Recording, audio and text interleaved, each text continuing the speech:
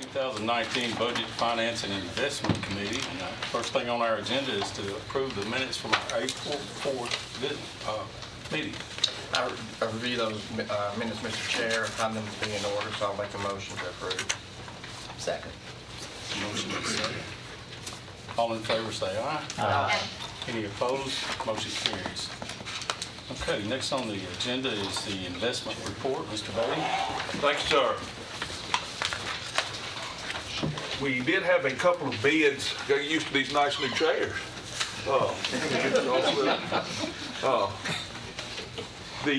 We did have a couple of bids, but our bids are coming in less than what our liquid money is bringing in because we've got a good rate, and so it went up 2 basis points. So we've just taken the money out of the CDs as they matured and put them in our regular accounts because it's bringing more money. So we're going to just keep monitoring that to see if it'll change. If we offer in or where we get to a rate where we feel like we need to lock in. At this point, I think we're better off where we are. If it's not broke, don't try to fix it. Well, the fix out there is not high. I had a gentleman came in from Michigan this week, and we talked, and there's not anything that's returning that within our safety parameters and our times that's returning more than what we're getting on our money. So it's good. Okay, are there any other questions on the investment report? If not, I'll go ahead and entertain a motion on that, and we've got some more business. Motion to approve, Mr. Chairman. Mr. Johnson. Second. Have a motion second. All in favor of the report, signify by saying aye. Aye. Any opposed? Motion carries. Okay, Mr. Brady, please continue.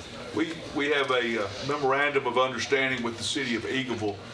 2 years ago, we started collecting property taxes for the town of Smyrna. And we have been in discussions with Eagleville and their commission, or town council has approved for us to do that in the same format that we do Eagleville.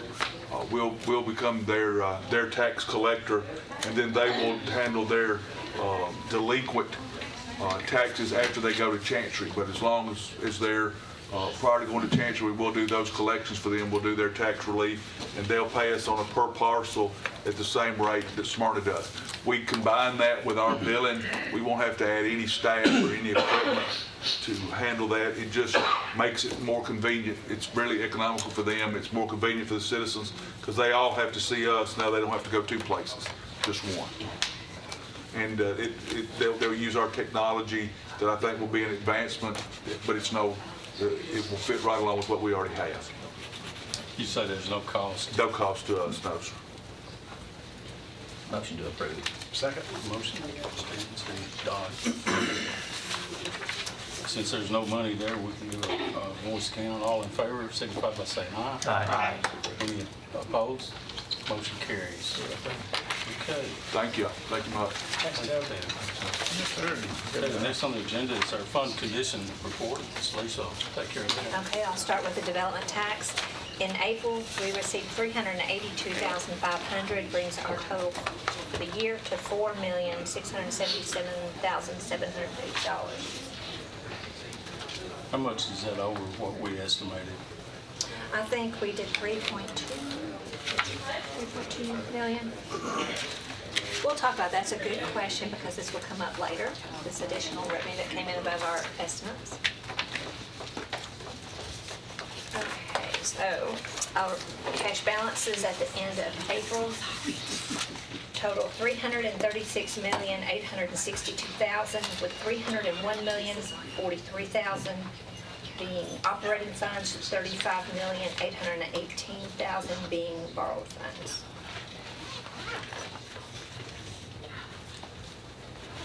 The only negative on the cash is that energy efficiency grant, that program. We spend the money, then we get reimbursed for that. That's through the schools. Any questions on cash? As far as revenue, it still is looking good. If you look on, all the balances are in green, which means Lisa will be coming in next month, adjusting revenues. Development tax is 6.5% higher. Hotel motel tax still shows a decrease compared to last year of 2.89. Sales tax countywide is an increase of 6.29% over last year. Okay, any other questions for Finance Director? I have a question. We always hear about the occupancy rate being so high at the hotels. Why would the rate be lower, or tax court be lower, you know? Might just- I'm perplexed about that too, Commissioner, and even our Airbnb, because I know with the draft, it was amazing. I don't think there was an Airbnb anywhere in the donut counties or even in Nashville. They were all occupied, so I'm kind of surprised why our numbers continue to drop. So- I don't know what's going on. Hopefully, with all that was something that wasn't there last year. Right. So we will see that.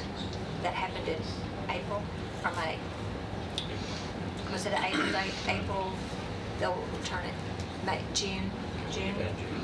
Is there anybody, I don't know if they'd be in the hospitality industry, I don't know if they'd be in the chamber, who would have some insight into those numbers and the trend, I guess, is what I'm looking for the why. And Why. and wondering- Tennessee Lodging Association in Nashville, we can reach out to them. I did reach out to them previously, about 3 weeks ago, and talked to the lobbyists for Airbnb and told them, because I talked to Mrs. Kroll, and they haven't been submitting what they're supposed to her. So they said there had to be some agreement that needed to be signed, and we didn't have that signed, so I need to follow up on that. But you know, we probably hadn't been collecting on that the previous year, that wouldn't be I don't, in that yeah, percentage exactly, either. but So, we're missing some revenue in several yeah, locations. I'm just curious. Yeah. Might be time for an audit. And when we raised it 2 points, 2.5. 2.5 2.5. points, it's down 2.5. We but should it seems be, yeah. Ironic. We should be There's up. more rooms than there were when we raised it. Oh, Well, yeah. and the thing is, you know, that they had warned us that you know, there would be consequences to it, but we never saw them. I Yeah. mean, we never felt it, and you still hear about the occupancy rates being so And you got high. a couple of new hotels in Smyrna that have opened in the last year. Yeah, so it just doesn't make sense to me that number's, I'm just curious. Does the money come from the hotel motel, or does it come through state collection? It goes from the hotel motel to the county clerk, To the county. and then she remits to us. The same with Airbnb. Yeah, that fund might need some attention, So there's some nobody, verification, something. no, there's no person, it's just what they send is what they get. And you know, and I guess I'm not even thinking so much from a trustworthy standpoint so much as I am just, you know, when it doesn't click, Creates a question mark. what are we missing? Yeah. Sure. Yeah. Well, the first year after we raised it, wasn't no room rate up tremendously. Yeah, The there was no following year. impact. Right, there was no negative Oh, impact. well, we did increase, and you took that, you could take the difference and say, divide that by 2, compare that to what we had, and we were increasing. But this year to last year is an increase. Right. So, just curious. I'll check on that. Okay, any other discussion on the fund condition reports? Being none, entertain a motion. Motion to approve. Second. Have a motion is second, all in favor signify by saying aye. Aye. Any opposed? Motion carries. Okay, next on the agenda is risk management financial report. Yeah, welcome. Thank you. I'll try to move along quickly. I appreciate it. So if you look at your 264 fund, looking at the prior year to date at 30 million, 0.6, compared to your expenditures at 22.7 million, you're looking at a 0.74% your expenditures compared to revenue. If you move on to the current year, you're at 31.3 million in revenue compared to 22.4 million in expenditures. Then if you drop down to the fiscal period, you have 58 million compared to 55 58.8 in expenditures and from the prior year, and then the current year you have 62 million in revenue compared to 58.8 million. And if you look at the trend, revenue versus expenditures, you can see the trend is pretty much following compared to what it was last year.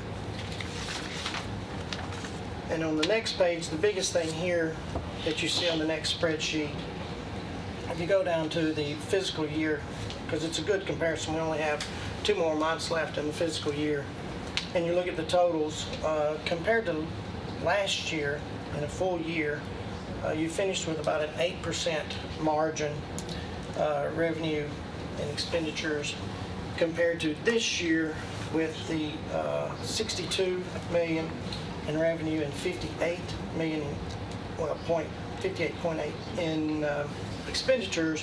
You're looking at a 5.3% margin at the moment. So there's no guarantee at the end of the year where it's going to end up, but that's a good margin to be at the present time with 2 more months left. That's the 264. Moving on to the 266, margin year over year, paid claims. And you can see the workers' comp compared to the OJI. And I think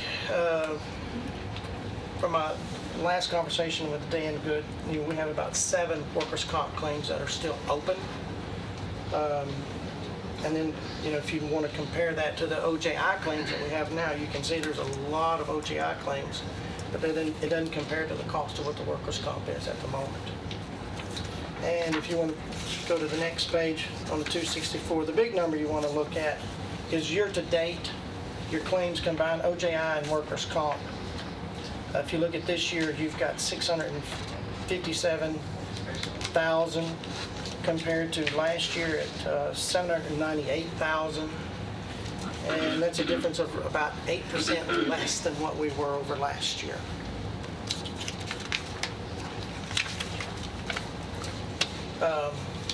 Move on to legal, or do you need to approval for those? Move on to legal. Okay. So the next thing you should have is the legal expenses by fiscal year. And you can see we're running a little bit less than what we were last year on those totals. And then the next page you should have, I think the request of the budget committee was a 5-year expenses. And we were able to capture this. And you can see, how the trend is going with that. With your total, for the last 2 years, you can see it's running less than what it was the prior 3 years. But this is also something that can fluctuate from time to time. So I think another year or two, we can kind of see whether or not it's a trend, instead of it's just, these past 2 years we've had less expenditures. When you got all other on there, Ed, is that contracted agencies? Yes. Yes, sir. Okay.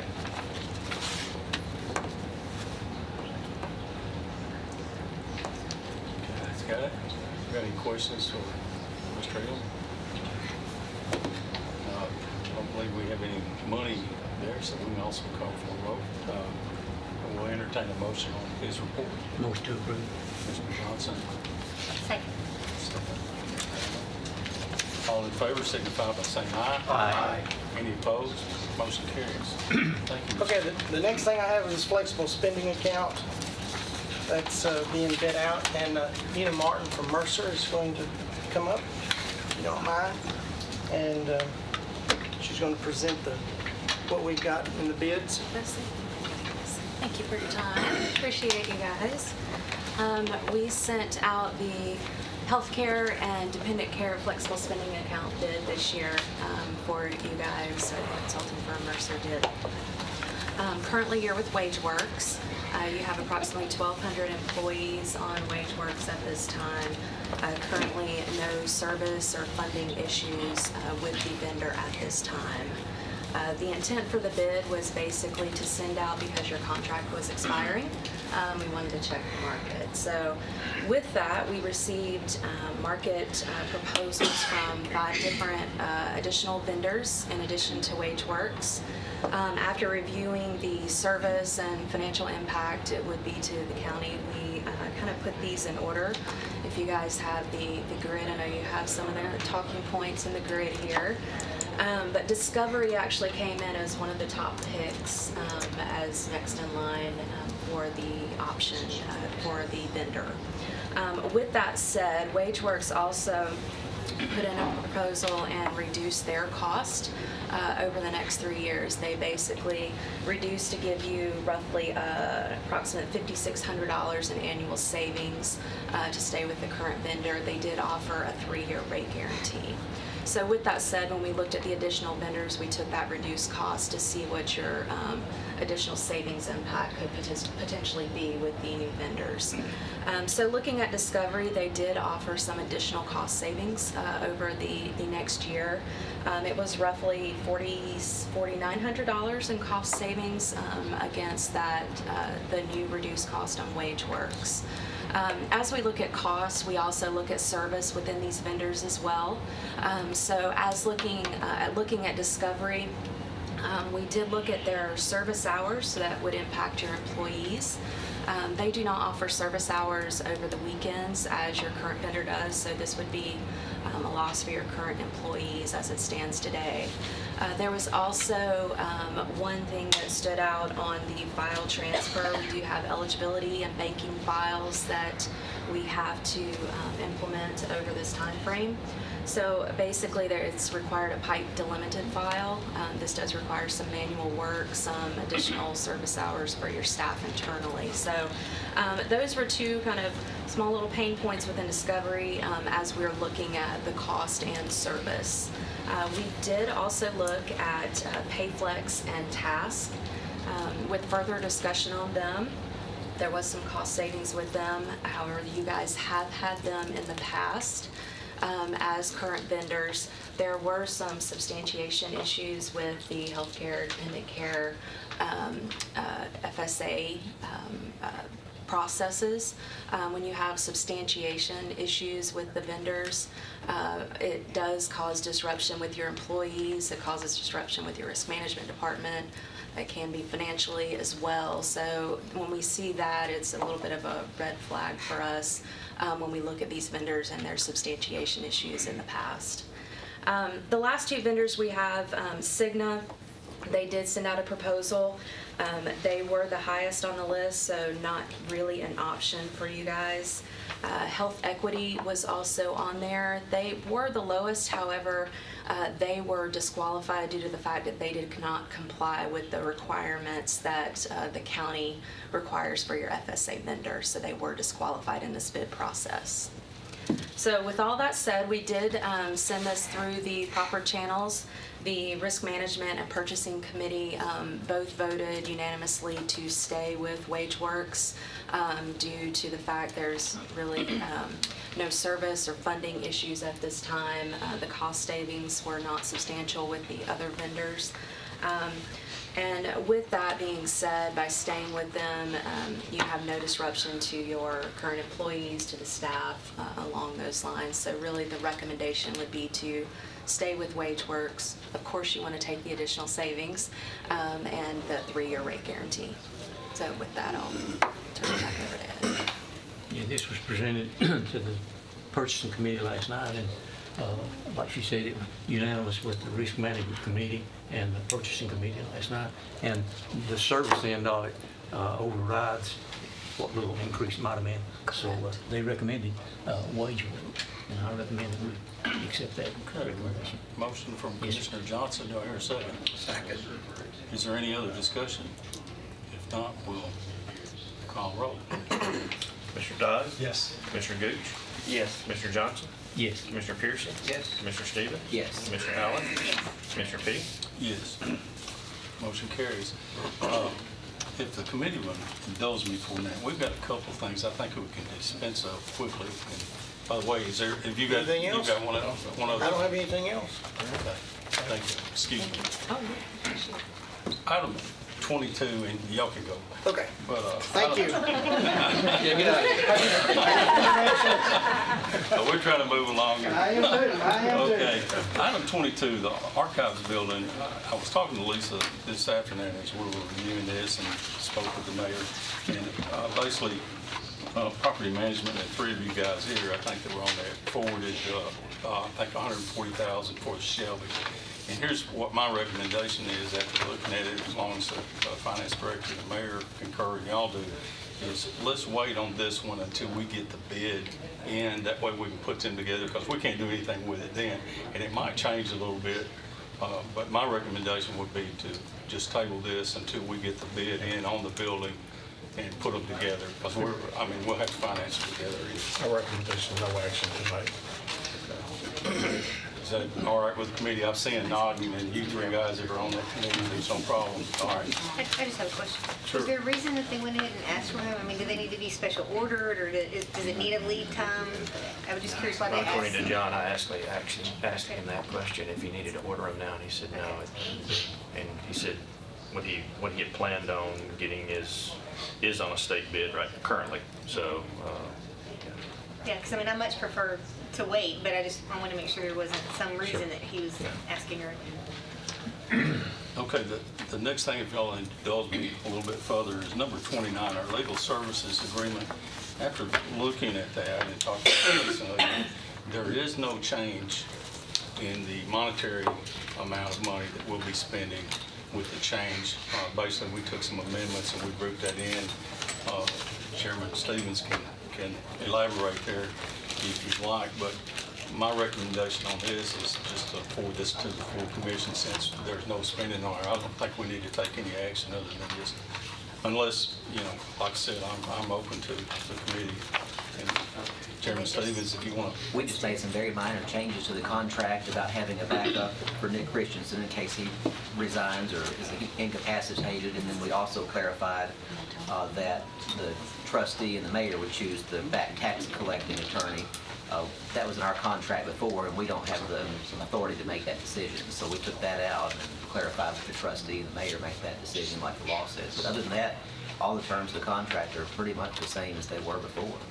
And it's all in one nice, concise document now, instead of 5 or 6 parts that, strike out parts from other parts of it. And it's very confusing the way it was, and now it's one 5-page document that's much cleaner. So, but there is no new spending with it. We sent it to budget just out of precaution, but. Well, unless I hear anything different from our committee here, let's just consider this forwarded to the full commission from. I think it just expedite matters, Terry. All right. Well, one last thing, I had a request, and this is also outside, but Commissioner Piercy had said he had a group that was coming down. Are they here? I have not seen them. They're supposed to be represented from the bus drivers, contractors, the Swaders, and they're not here, so. I believe they're out in the hall. There's been a big crowd out there asking about. See them, you might ask them to come in. All they're going to do is hand out some papers and say about 3 words, and we'll be done. And, that'll clear our room a little bit more. Oh, wait a minute. Is there any urgency? No, that'll be quick too. I'm just saying, Is that an item number, or is that just other business? I don't see that. I don't. it's going to be late in the meeting, and we're not on. Yeah, I've already, she's going to be here the whole time. Is Henry or his wife going out in the hall? Miss Henry or Miss White? Or his wife? Oh, Miss White. No, they ain't nobody out there. They all left. All right. Well, we're going to continue with our agenda then. We're looking at item 7, general fund budget transfer for the county clerk. I guess Lisa, you I'm want to do doing that this, one? yes. This is a request to increase postal charges and move money within her budget from the office equipment. This is pay postage for the rest of the year. Motion to approve. Mr. Stevens. Second. Mr. Dodd. Is there any other discussion? There being none, please call roll. Mr. Dodd? Yes. Mr. Gooch? Yes. Mr. Johnson? Yes. Mr. Piercy? Yes. Mr. Stevens? Yes. Mr. Allen? Yes. Commissioner P? Yes. Motion carries. Okay. Let's see, we do have our folks here now. If y'all don't mind, let's go ahead and get those taken care of. If you'd like to come on up and hand out your, I hear you have some paperwork to hand out to us and maybe a couple of words. Do we need to But I suspend didn't the make enough. Excuse me. We- Do I hear a motion to Yeah, suspend the rules? I'll make the motion to suspend the rules and let them pass out their paperwork and give just a brief statement of why they're here. Here a second. Second. All in favor, say aye. Aye. Motion carries. There's 2 pages on each page. I'm sorry. No, just some of my copies are not the best. You're going over the budget, and we just want to give you a heads up on what. We'll pass it out. Just pass that out and we just start talking. The 2 pages. And I'll make some more copies of those because some of the ink is not the best.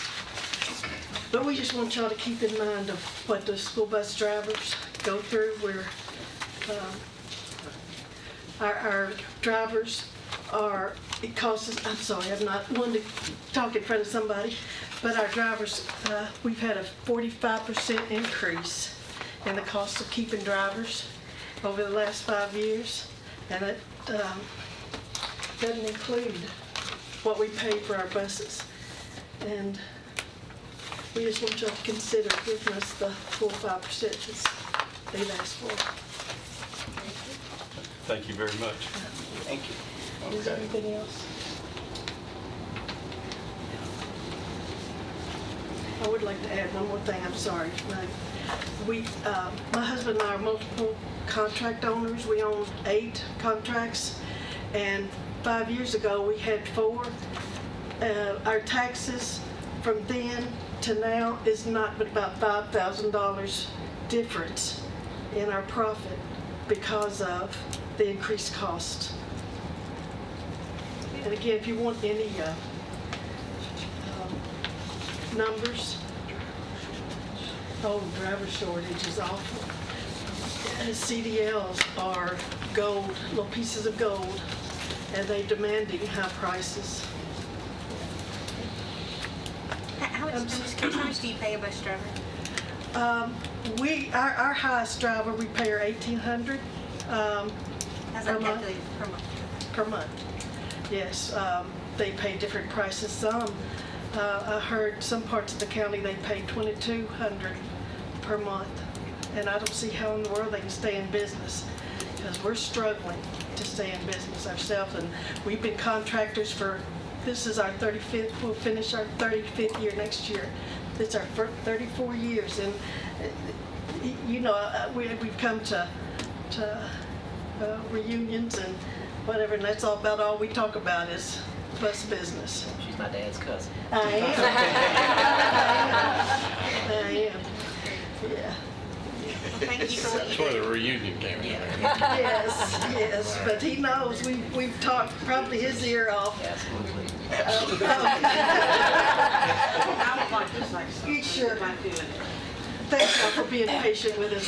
Thank you so much. There's lots of us, several of us that have, like Deborah, how many contracts do you have? We have 8. And I have friends that have 7 and 5. Me and my husband have 3. We're turning the 3rd one in as soon as school's out, because by the time you pay the bus note, the driver, the fuel, the taxes, everything that comes along with it, it's just not worth it. So they want us to own all these contracts or have these contracts, but you know, you can't, unless you're driving it, you're not going to make anything. Right. So And like we are.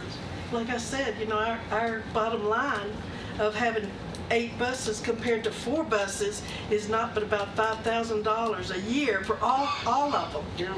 You know, their taxes is about, our profit is about 5,000 plus or minus, and even some years it's been less. It would be better off to be the driver. Yes. Because they are making more than we are. By Yes. the time we buy these new buses, it went up so much. We just ordered a new one because we're going to trade 3 routes for 2, and the bus we ordered is $119,000. That includes the sales tax, but that's how much it is.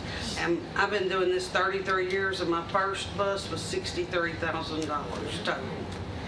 Yeah, the payments are 24. Yeah. And an $1,800 driver and about $700 or $800 fuel bill. And then not to mention the upkeep and the insurances. Our insurances are just eating us up. Workman's comp and taxes.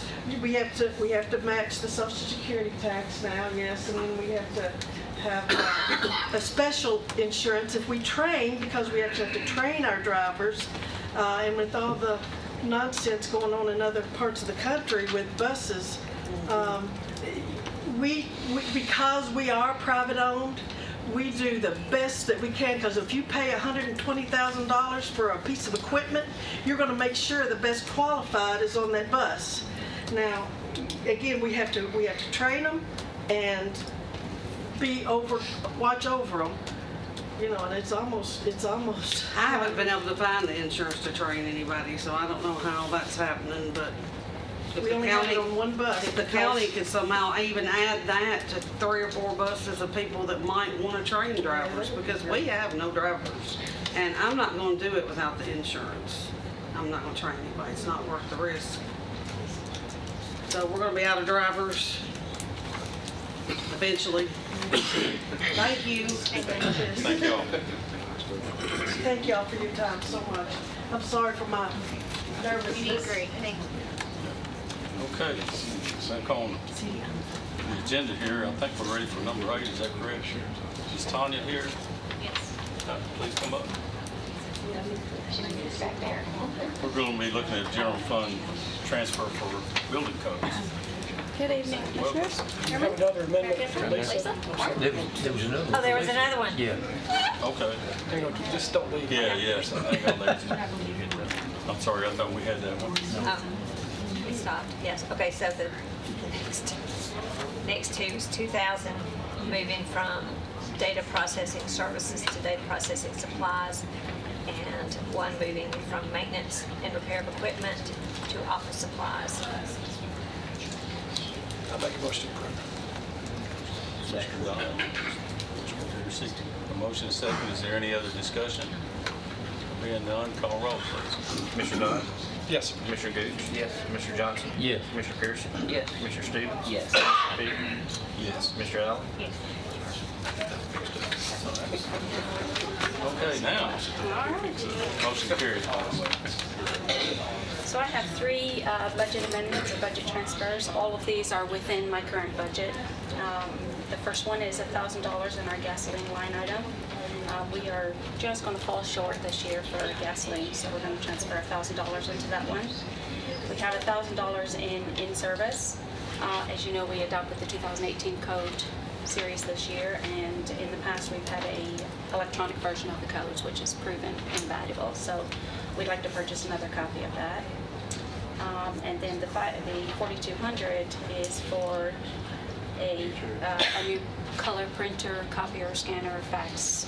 We have an old printer that we'd like to replace, and an old copier and fax. And in researching this, I found that the overall life of a lease was 5 years. You're committed to 5 years, and I found that purchasing it outright and paying the lesser maintenance fee, which is $39 versus $139, saved us about $1,800. So I'd like to transfer enough to purchase the copier outright. Okay, any discussion? Motion to approve. Commissioner Johnson, it's a motion. Commissioner Dunn? Yes, sir. Okay, we have a motion and a second. Is there any other discussion? There being none, please call roll. Commissioner Dunn? Yes, sir. Commissioner Gooch? Yes. Commissioner Johnson? Yes. Commissioner Pearson? Yes. Commissioner Stevens? Yes. Commissioner Allen? Yes. Commissioner Peak? Yes. Motion carries. Thank you very much. Thank you. Get that. And you got the petty cash I like increase? doing it. Oh, yeah. Sorry. I do. We just hired an extra part-time employee, and she is an upfront customer service. And each of our customer service girls need to have their own drawer because they cash it out at the end of every day, and they need to be responsible for their own monies all day. So this is for our new employee that we just hired. Motion to approve. Second. Okay, we have a motion second. Any other discussion? Hearing none, please call roll. Commissioner Dodd? Yes. Commissioner Gooch? Yes. Commissioner Johnson? Yes. Commissioner Pearson? Yes. Commissioner Stevens? Yes. Commissioner Allen? Yes. Commissioner Pete? Yes. Thank you. There you go. All right.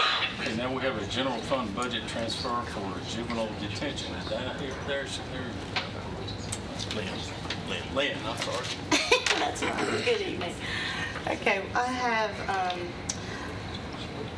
$20,000 that I'd like to move from within our budget from two different line items, from 160 and 164, into our overtime line item, and it's to take care of our people who are working overtime, obviously, based on some positions that we haven't been able to fill. How many unfilled positions do you currently have? We have one full-time position and four part-time positions that are unfilled as of today. How long have you had those vacancies? That's sort of hard to say because as soon as we get one position filled, we'll have someone else have some movement. We haven't, I don't know when I couldn't tell you when the last time I had full staff was. I was more concerned that you weren't getting them filled at all, but the rolling turnover, I understand, because that's just attrition. I'll make a motion to approve. Commissioner Allen? Second. Commissioner Stevens? We have a motion and a second. Are there any other questions for Mr. Stevens? Hearing none, please call roll. Commissioner Dodd? Yes. Commissioner Gooch? Yes. Commissioner Johnson? Yes. Commissioner Pearson? Yes. Commissioner Stevens? Yes. Commissioner Allen? Commissioner Pete? Yes. Motion carries. Thank you. Next on our agenda is a general fund budget transfer and amendment for fire and rescue. Chief Farley, I believe you got it. Yes, sir. I actually have three budget amendments. The first one is I need to move $7,468 out of vehicle maintenance into 322 evaluation and testing, and move $2,500 out of 499 other supplies to maintenance of small equipment. And then do we do the third one also? Yes. And then I'm going to take $9,500 out of the gasoline fund, put $6,500 in diesel fuel, $3,000 in gasoline. That covers me through the end of the year. Okay, are there any questions for Chief Farley? Might well entertain a motion. Motion to approve. Second. Commissioner Johnson? Any other questions? But I do have one question. Why do you take it out of a gasoline line and put it in a gasoline line? If you look at the first 101 and then the next set of 5 numbers, those are different functions. The 54,320 is his. The 58,900 on the very bottom line, that is a different function. It's a different part of the budget, and it's our pooled amount. And that's It's not what he's in his pull- budget. It's not in his, that's Okay. right. The 58,900 is not his money. County gasoline pool. Yeah, it's our hedge. Yeah, Set one of aside. the departments runs short. We try to get back into that instead of having to go into our funds. It also helps when the price of fuel goes up and down, or especially when it goes up. Okay, so we have a motion and a second. And any other discussion? All right, please call roll. Commissioner Dodd? Yes. Commissioner Gooch? Yes. Commissioner Johnson? Yes. Commissioner Pearson? Yes. Commissioner Stevens? Yes. Commissioner Allen? Yes. Commissioner Pete? Yes. Thank you very much. Okay, next on the agenda is ambulance service fund budget amendment and a transfer. Let's see. Alan? Carl, you want to come up too? Give her some moral support anyway, so.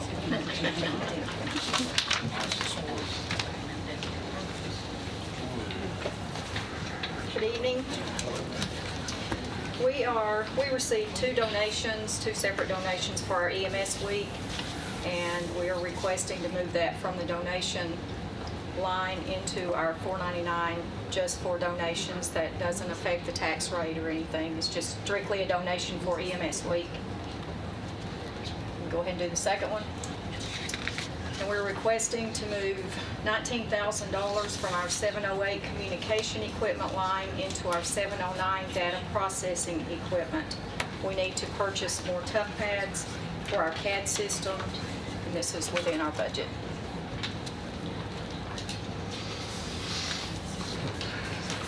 Okay, have any questions from the committee?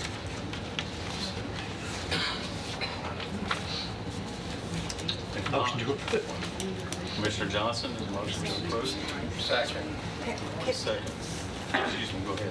On the discussion part, Yes, can we do something on the discussion part? yes, please.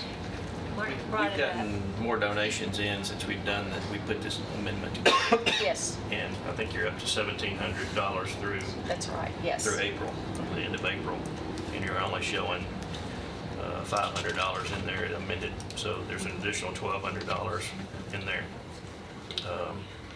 So it'll be Yes, 1,700. we didn't have that Yeah. when we first presented it to public safety, Right, yes. right. But we They have came received that in since since, we that's received correct, this. yes. That's correct, yeah. So I didn't know if you wanted to do that, because I'm sure you want to. That's fine you with want to use us, that yes, money. yes. Yeah, use that money now instead of having Yes. to come back another month. That would be great. Yeah. Commissioner Johnson, you willing to? That, I'll agree with that. What about our second down there? Is that good? Yes, sir. All right. In that case, is there any other discussion? Once you find more money for us. Keep digging Yes. here. Okay, let's go ahead and call roll, please. Commissioner Dodd? Yes. Commissioner Gooch? Yes. Commissioner Johnson? Yes. Commissioner Pearson? Yes. Commissioner Stevens? Yes. Commissioner Allen? Yes. Commissioner P? Yes. So I got everything with Think you so. folks.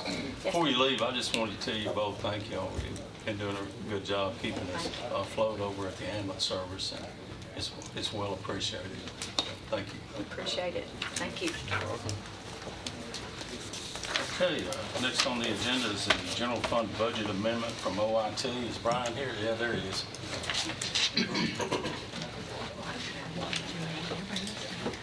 Mr. Chair and Commissioners, we have a request here to move $90,000 from our GIS maintenance agreements line item into our 52,600 data processing services line item.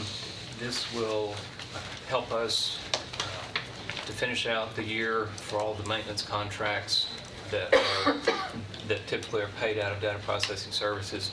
We knew that this was going to be a year where services were going to increase, and had requested that budget was originally at $410,000, and even last year that was at $340,000. This continues to come up. About $107,000 was required for this year for IT services that are present at the Judicial Center. So all of the equipment that's coming out of warranty, all of the IT infrastructure at the Judicial Center is now coming and hitting our budget. We didn't know exactly what that would look like until we actually put the equipment in there for that. We're able to absorb some of that, but not all of that. This would leverage funds that are available in our geographic information services due to savings in a contract renegotiation for our enterprise license agreement, GIS. So that's how we're able to do this and not rely upon unallocated funds. You'll note, as the mayor noted when I spoke with him about this, that the 334 request for next year will be reduced to $420,000, down from the $575,000 in that 334. So that will be reflected when I cover our budget next Tuesday night. I'll see you then. You'll also note that our data processing services request for next year will be $640,000. So the full brunt of the Judicial Center will hit in that next year, along with some other things that we've had to do to be resilient and reactive to cybersecurity concerns. The mayor's got us focused on some anti-phishing campaign and education that we're doing for our end users, and things that we're not expecting in the process that are really services type functions. That's our request. Brian, are you prepared for ransomware and all of that? I mean, we hear about those threats all the time. Holding governments or, industries hostage. 60 minutes, that'd be good. Yeah. good segment. We're, you know, you never say that you're prepared. We're continually preparing for that. We have monthly security meetings with key personnel in the IT department.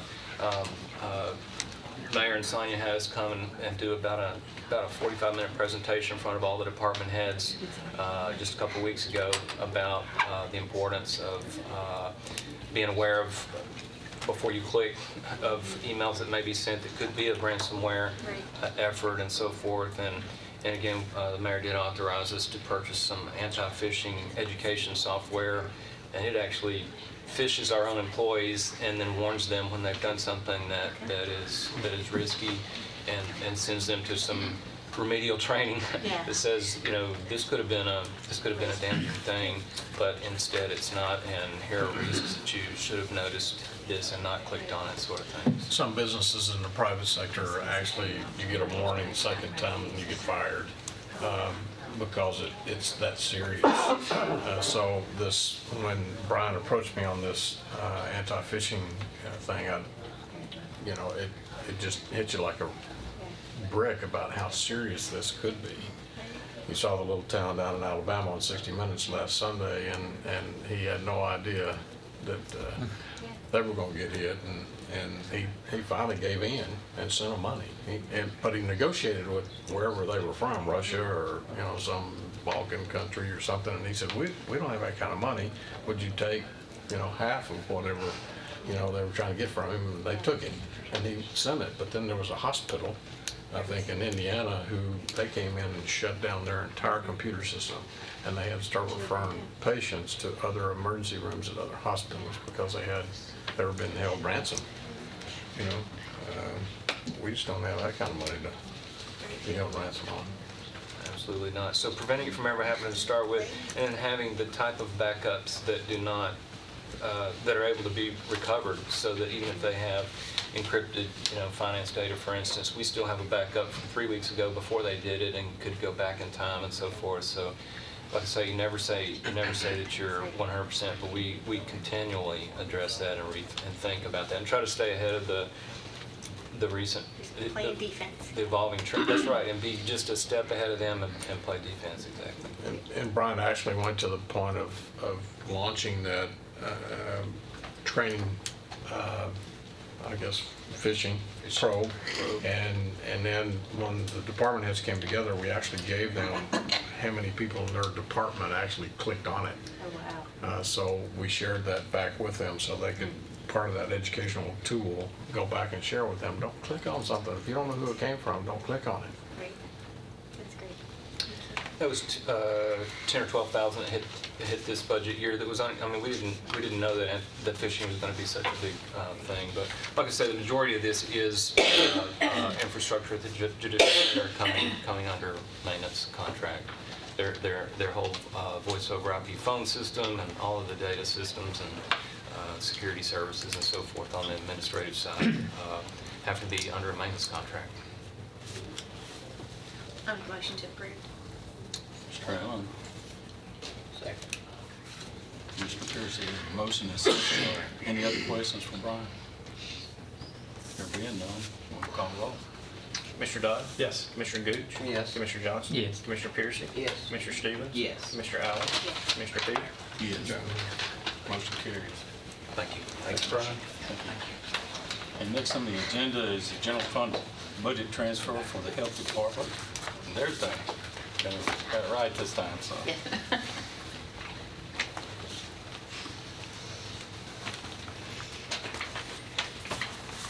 All right, good evening. I'm bringing to you a budget amendment to cover, within my own budget, moving some funds around to cover increase in our communication line item.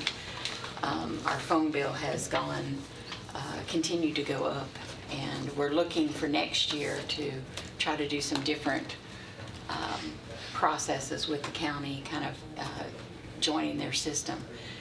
Right now, we're kind of our own independent system, and it's costing a little bit more. So within this budget, I need to move around to cover this year's phone bill, the $5,000. We talked about this at Hilton Ed, and Brian's working with you to bring you under the county phone system. And Yes. So we're proactively working to work around this. Yeah. Right. I'll make a motion to approve. Second. Commissioner Dodd, are there any other questions? There being none, please call roll. Commissioner Dodd? Yes. Commissioner Gooch? Yes. Commissioner Johnson? Yes. Commissioner Piercy? Yes. Commissioner Stevens? Yes. Commissioner Allen? Yes. Commissioner Peak? Yes. Motion carries. Thank you. Thank you. I have one more on the next. Yeah, I have one more, the government grant. So the state of Tennessee has given each county, through a grant that they received, $20,000 to do a built environment project. And we've been working with the schools on building walking trails that are not only open to the school, but to all the community around there. And right now, Laverne Elementary is still lacking a trail. So we're going to use this money, we're going to give it to the schools to use to build a track. And so this is the contract for that money. It's Laverne Primary. Yes, Laverne Primary. yes. How big is this track? Is it one track at the one school? Yes, yes, and this 20,000 will cover it. Last year, we got 10,000. If you remember, we did Smyrna Elementary. We did part of that trail, and some other funders came in and paid for the rest of it. This time, they gave us 20,000, which will fund an entire track at a school. How big is the track? Does it depend on the site? Track or Yeah. trail? The A track, a track. It's around, and I believe the ones at the elementary school are a quarter mile. Like the campus school, I know over by my house, they got a Yes. concrete oval by their side. Yes, It's one- yes. okay. We use a new type of material now that's not, it's better than concrete. It absorbs the rain and lasts longer. But yes, like that, exactly. Have you talked to the schools? Yes. Yeah. I told you, and coordinated school, Laverne Primary. I'll make a motion to approve. So we have a motion, Commissioner Allen, do I have a second? Commissioner Dodd. Are there any other questions on this grant? There being none, let's call roll. Commissioner Dodd? Yes. Commissioner Gooch? Yes. Commissioner Johnson? Yes. Commissioner Piercy? Yes. Sorry. Commissioner Stevens? Yes. Commissioner Allen? Commissioner Peak? Yes. Motion carries. Thank you, sir. Okay, now we have a general fund budget amendment for general sessions. I can introduce it. Okay. I'll just bring it, we have on down here. The general sessions judges are requiring 3 additional positions to assist judicial commissioners in conducting pretrial assessments after individuals have been booked into the jail. The goal of the assessment is to determine the risk of allowing these individuals to be released on their own recognizance. The new positions will also follow up with individuals, reminding them of their court dates. The amendment above provides sufficient funds to pay the salary and benefits from May 20th to the rest of the fiscal year for these 3 positions. We'll note that these 3 positions are also shown in next year's budget as well. This full-time positions or part-time? Full-time? Full-time. Full-time. And it's included in next year's budget? Okay. As part of the mayor's recommendation. Okay, we have a motion, do I hear a second? Second. Okay, I have a motion and a second. Since I'm a representative from public safety, which is who this came through, this is actually the bail project that we've been talking about. Basically, there's about 4 things that really stand out. First thing is, it's the right thing to do for the people that are affected by this. We've got people that basically are on pretrial deferment, that are in jail, that have never been to trial, so they're not guilty, right? They're presumed innocent, but they can't afford bail, and this will give them an opportunity through these people. They'll be tested, and if they meet a very tight criteria, then they would be subject to being released on their own reconnaissance, but that is very strict requirements there. This is something that the judges have been working on quite a while. I got interested in it, in fact, last October or November, and was very happy to see that the judges had been working on this. And basically, it's a program that Davidson County's been doing for 20 years. So this has been proven that it will work. basically kind of give you an idea of something it can do for the county. Speaking to the sheriff the other day, who's also been a member of the committee looking at this, we've got approximately out of 900 people in jail, around 600 of them are on pre-trial deferment. If we were able to pull 50 people out, if they qualify, 50 people, and just to make round numbers, let's say $60 a day. I think Sheriff told me 58 last time I asked him. But at $60 a day in a month's time, that's $150,000, which will basically pay the salaries for these 3 secretaries or people for the year. There's a lot more potential money to be saved there. Besides, like I said, this being the right thing to do. Also, this could prevent future lawsuits. I know some of you that have been here a while, you know, that when we had to change our parole system when we were actually sued and lost for probation. And if you noticed, and I noticed, well, why didn't they go after Nashville? They're a lot bigger than us. They got a lot more money. Well, they didn't because of this program. At least in my opinion, that's why they didn't. So that may prevent that from happening. The last thing is, the sheriff will be sure to join on this. He's overcrowded right now. We're over 90% occupancy, and you're looking at what, $80 to $100 million to build a new jail. This may put this off for a while and give us some time to catch our breath, and hopefully that it will. But at any rate, you know, we're looking at approximately 157,000. You've got it in the amendment there. But if you've got any questions there, I know the judges are okay with this, actually behind this. I've talked to all of them. I've known them for quite a few years, and I haven't heard one of them yet dissent from this. Like I said, there are strict criteria there. We're not just going to willy-nilly start releasing people from the jail. You know, if you do the crime, and I'm one of these people, you're going to do the time. Repeat offenders, things like that, will not fit this criteria. Are there any other questions that I might can help you with? So what will these 3 people cost when they're in the budget for a full year? I think that she's got It's like 62,000 a year. Per or altogether? It was around 150,000 or 157,000. I just did that Did you already for look? 1,000 for Did 2 you already pull it? months. No, I'm sorry, I didn't pull it. I did some quick math. That could be dangerous.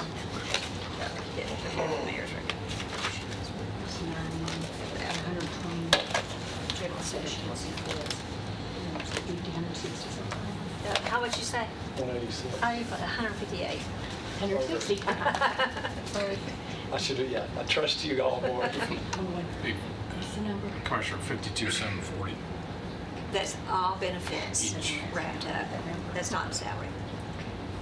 The judicial commissioners that we have in place right now will actually be the ones making the decision just like they do now. And these people are basically secretaries that will help administer the questionnaires to do the background checks to make sure these guys aren't lying to us. And what is that, NCIC? They'll also be calling these people, and basically what people that have done this across the country have found out, most people will show up for their bail date if they remember.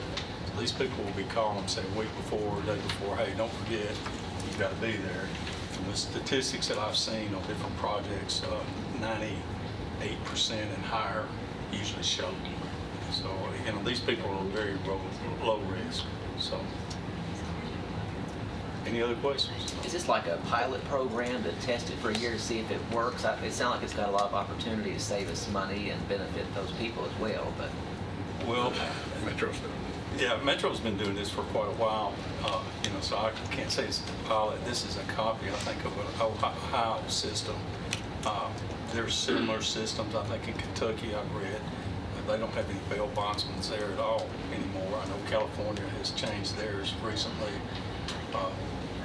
Yes, there's opportunity for us to tweak that. Originally, they had asked for 6 people, and, you know, with the recommendations that came back from the mayor and others there, we're looking at 3. We'll see how that goes to make sure we've got coverage.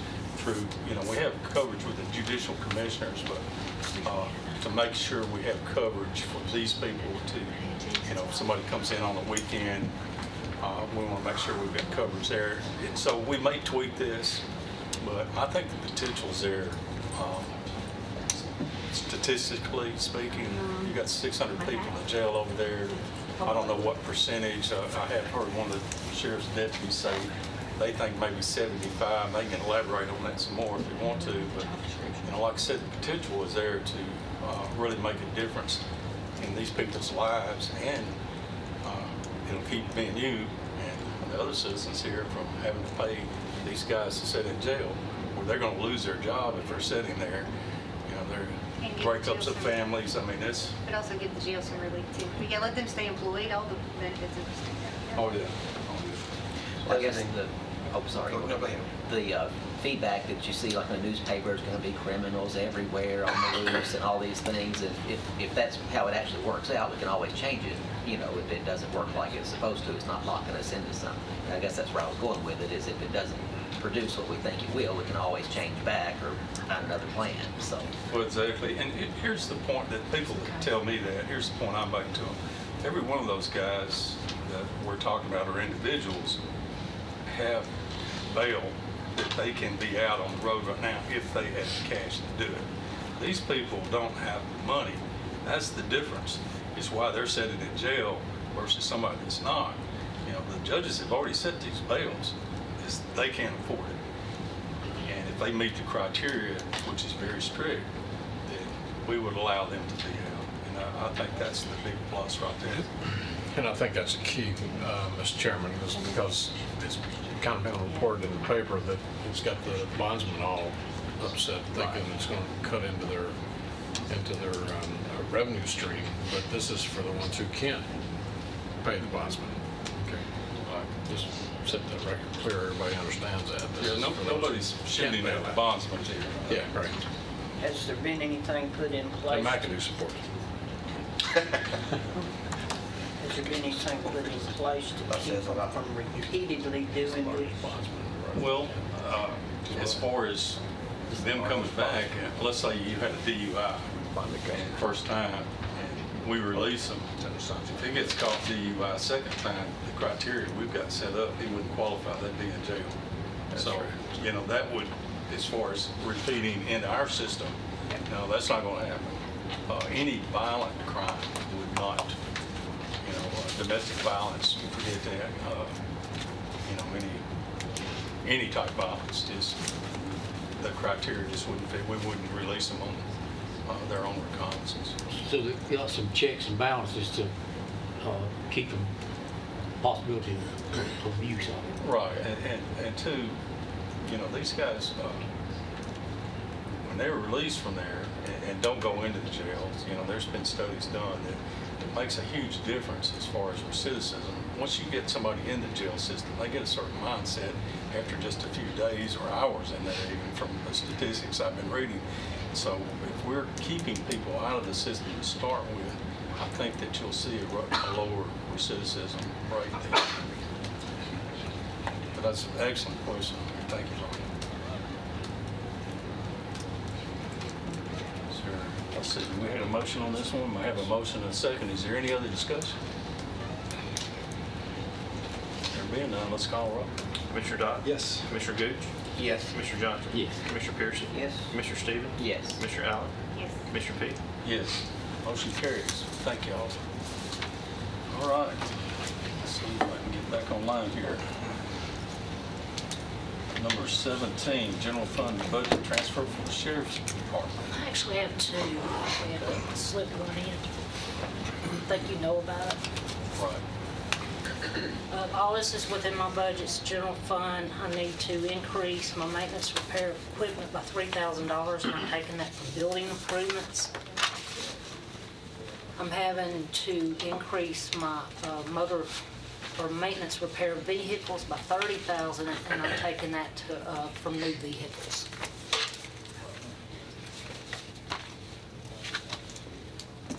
That's the two I have. Is there any questions, discussion there? He's actually having an engine blow on a critical piece of equipment out here. I make a motion to approve her request. Mr. Stevens? Second. All right. Are there any other questions?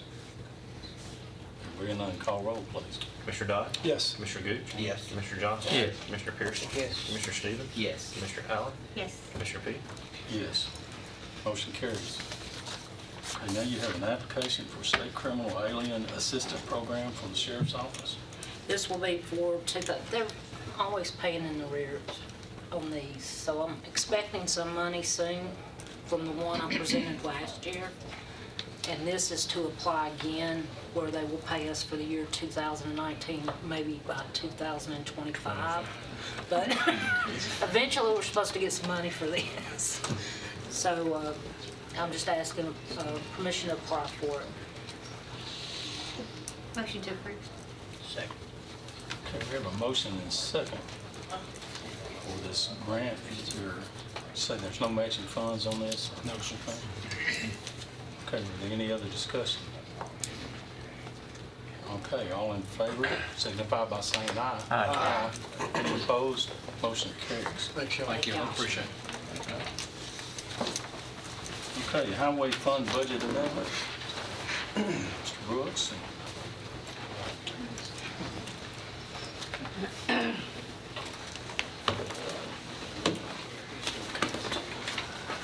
Mary, welcome. Good evening.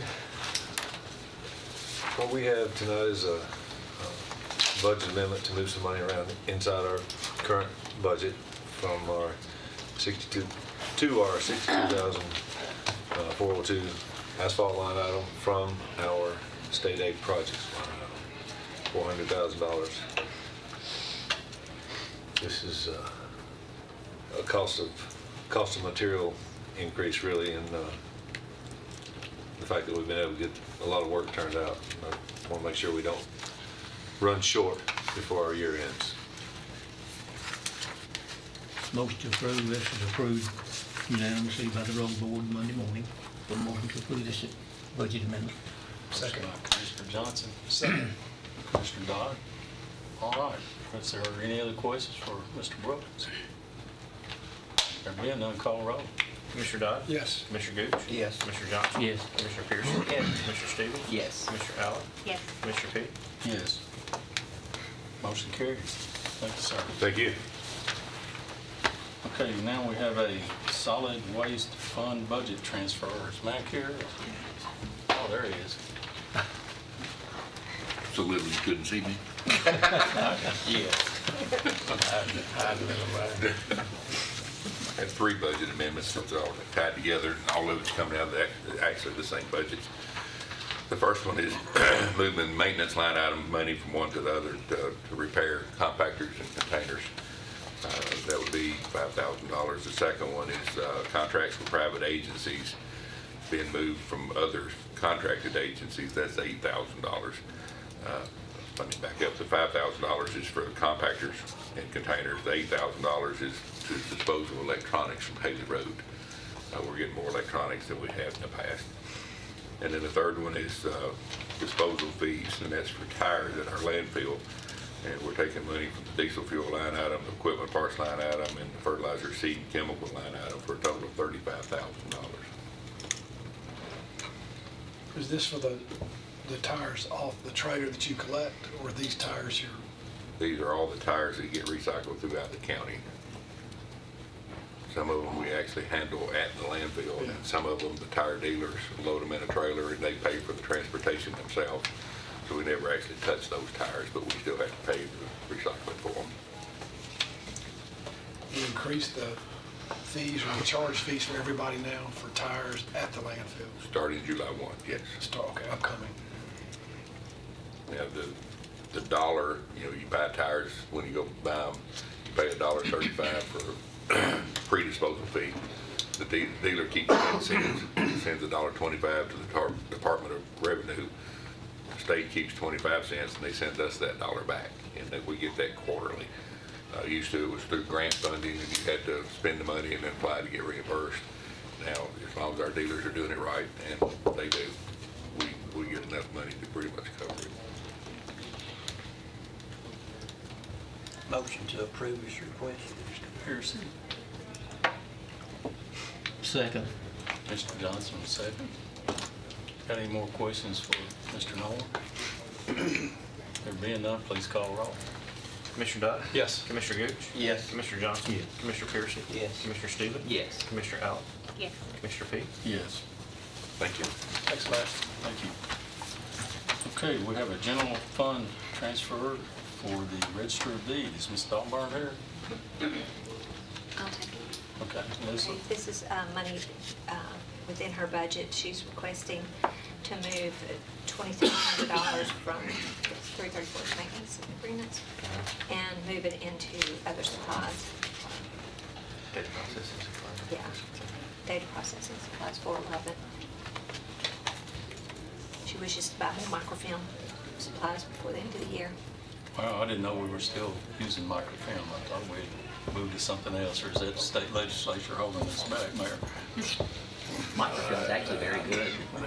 It lasts for about 500 years, and so you want your Does it? deeds and things Yeah. on microfilm. She's got this special device over there. She's actually taken some of our oldest deed books, and she's actually putting that onto microfilm to save it. And it takes a picture of both pages at the same time, you know, going back to the 1850s and whatever. So she's doing a good job with that machine and protecting, putting on microfilm. I was thinking that was old technology now with the Well, yeah, it's stuff we have. but- well, but you're talking about our 8-tracks and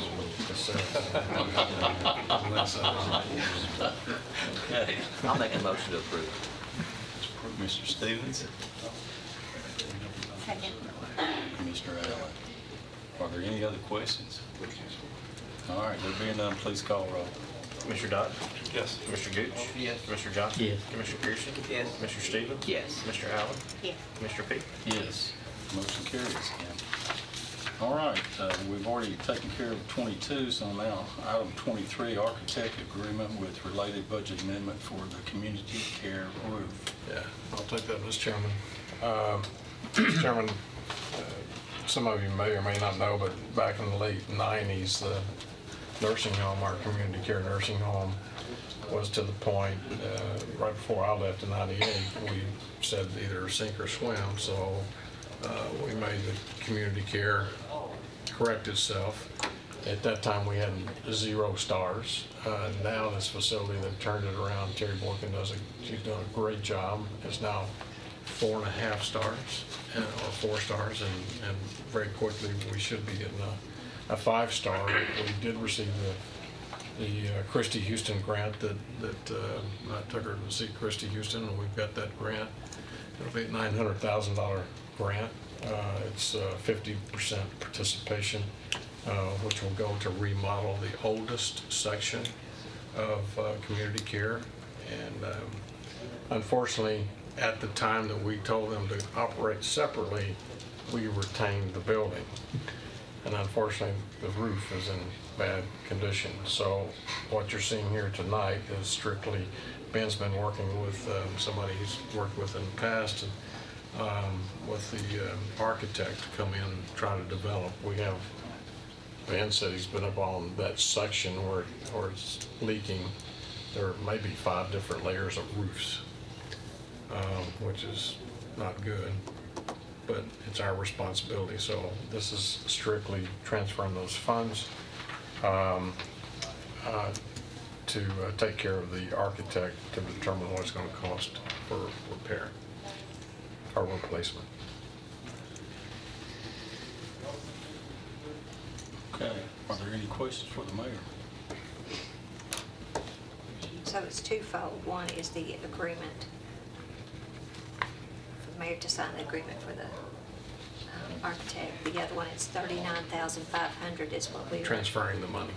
Transferring the money into Ben's budget for the architect. Motion to approve. Commissioner Johnson, thank you. Here, a second? Second. Commissioner Dodd? All right. Mark says there is an advantage for being on this side. He can see you guys now. So you made motion. You don't have to look Yeah. at the line. All right. Is there any other discussion? There being none, please call roll. Commissioner Dodd? Yes. Commissioner Gooch? Yes. Commissioner Johnson? Yes. Commissioner Pearson? Yes. Commissioner Stevens? Yes. Commissioner Allen? Yes. Commissioner Peak? Yes. Motion carries. All right. We now have a general fund budget amendment for building maintenance. Ben or Lisa on that one? Larry? I'll start with this. This is requesting, last year, the commission, at the request of the county mayor, set aside $270,000. You'll see that in the line item 707. So that 270, we're decreasing those expenditures and moving it into the other fund, along with a development tax of $380,000 for the renovation of the courthouse, to take us to $650,000. That's moving it into a capital project fund. And they're getting ready to put Mr. Klein, who is the architect that did the last renovation, Mark Klein, they're ready to put that out to bid, and we have a timeline established. We met this past week. We're thinking that probably it's going to come in about $100,000 less than the $650 that's proposed here, but all of this is doing, your action tonight is just setting it up, transferring it, getting it ready to be put out to bid. So we don't know what it's going to cost us until it goes out to bid and see those bids come in. Does the potential 100,000 then would be a new fund, it would be No, transferred back? it would come right back. I know it's potential, Yeah, As we close the projects and when it's closed, we transfer the money back. If the money was, in this case, it's development tax, it goes back into the reserve for development tax. Was this covering the architect's fees as well? He had a fee segment, and then we had construction. Do you think this is covering? We previously have funded some architect fees, didn't we? I think we previously funded that. That's Different- not in- different- that's not in And I don't this. think it's in this. Yeah, the next two pages show the actual project cost. Okay, I remember seeing those. That was, that it's covering. It's the 100. I just remember it being less than 650. That's what I'm through. Yeah, Thought yeah, we well, went down in the fives. Me too. It should be in the lower fives. I'm gonna try to get under 500 if I can. But if you look at that last page, 519, 392, that's Right. your lower five. Yeah. So I just want to do we overfund it and then come back? It'll That's come kind right of the way to back. go? I mean, it'll come back, the bids will come back. I guess that's kind of my question. What's the advantage of moving the money till we have the bids? Do we need the money before the bids? I think it's timing. You know, if the money is there and they bid it, you know, y'all can award it, and the money will already be there. Otherwise, you're delaying Yeah. until it comes back. Yeah, that is a good question. Do we even meet after we set the budget on June 26th? Do we meet in July? No. Because this is a timing Typically issue. we don't. Well, we might need that money there during that period of time because we won't meet until August, right? Right, we don't meet again until after Yeah, July, I- after June 26th, we won't meet again I'd as a recommend commission. let's do it and let's see what the bids are and then, because hopefully we can get this done by September. So Will we be able to look at the bids and then Oh, fund the bid? Or Yes. once this is in, the bids come in, it's in place? Like, It's do in we- do place we for approve y'all the to award bids? it. Does Yeah. a committee approve the bid? Yes. The spending. Yeah. The spending. It'll come through property come back to property management. management. That's correct. Okay, I'm okay funding it like this, but we do want to see the bids, so. Oh, sure. Yeah, you get another shot. And for me, it's so close to the end of the year. That's why I want to move it out of the general fund into the capital projects fund, which typically are projects that cross years. So, I'd like to fund the bid and then take action rather than fund the bid and then go find the money. So I'll make a motion to approve this. Commissioner Dodd? Second. All right. Commissioner Johnson. Are there any other questions? Is there any of this that could be funded through like a state grant? I know the deadline to apply was in January, and it's our next month's steering meeting. I wanted to talk about something that I had forwarded out to our steering committee a few months ago about classifying our courthouse as a historic zone. The lady from the State Historical Commission told me that if we designate this as a historic zone in our county, we could qualify for grants for renovations and work on the courthouse, but I don't know if any of this would be worth qualifying. Well, I think that some of the, Reba and I both had reached out to find out, and a lot of this is like repair. So this wouldn't qualify for what they A lot of would things grant that what to we were. cover. Mr. Samlin, talked to Reba today. Mr. Samlin? Yes, sir. Some of the tucking out here would be a repair and a prevention that may fall under that. There's only $250,000 awarded to that. Statewide. Classification state. from the state. So most of those monies get grabbed pretty quick. And then also the pavers out front where we're ponding right now, as you can tell. That's a repair also. And then the water that's coming down off the drain pipes and going under the courthouse that we're going to repair is part of this. That could also qualify, but there's very few dollars there. And she was going to try to see what she could do to get that. Because the other stuff is maintenance, and that wouldn't apply. But those three things, there's a possibility she was going to look into those and see if she could get something. And the LED lights, there may be an Oh, and opportunity LED there lights for too, yes. LED lights from energy savings. There might be an opportunity for her on a grant there. Yeah, because we're changing the LED lighting instead of the traditional lighting. I have one question. If this project hadn't been bid out at all, how did we come to the conclusion of the numbers in the unit cost line These are estimates. These are estimates from the architect. from the architect? Yes, sir. And these numbers have been massaged a couple of times through property management. Yeah, Commissioner, we've looked at it pretty hard, 2 or 3 months. Yeah. We got with the maintenance guy, Actually- Mr. Mankin as well, to talk about management. So, Actually been working on it since December. Yeah, on these numbers. So we're hoping that we'll get several bids and they'll come in less. The tough part is that there's just most contractors are busy.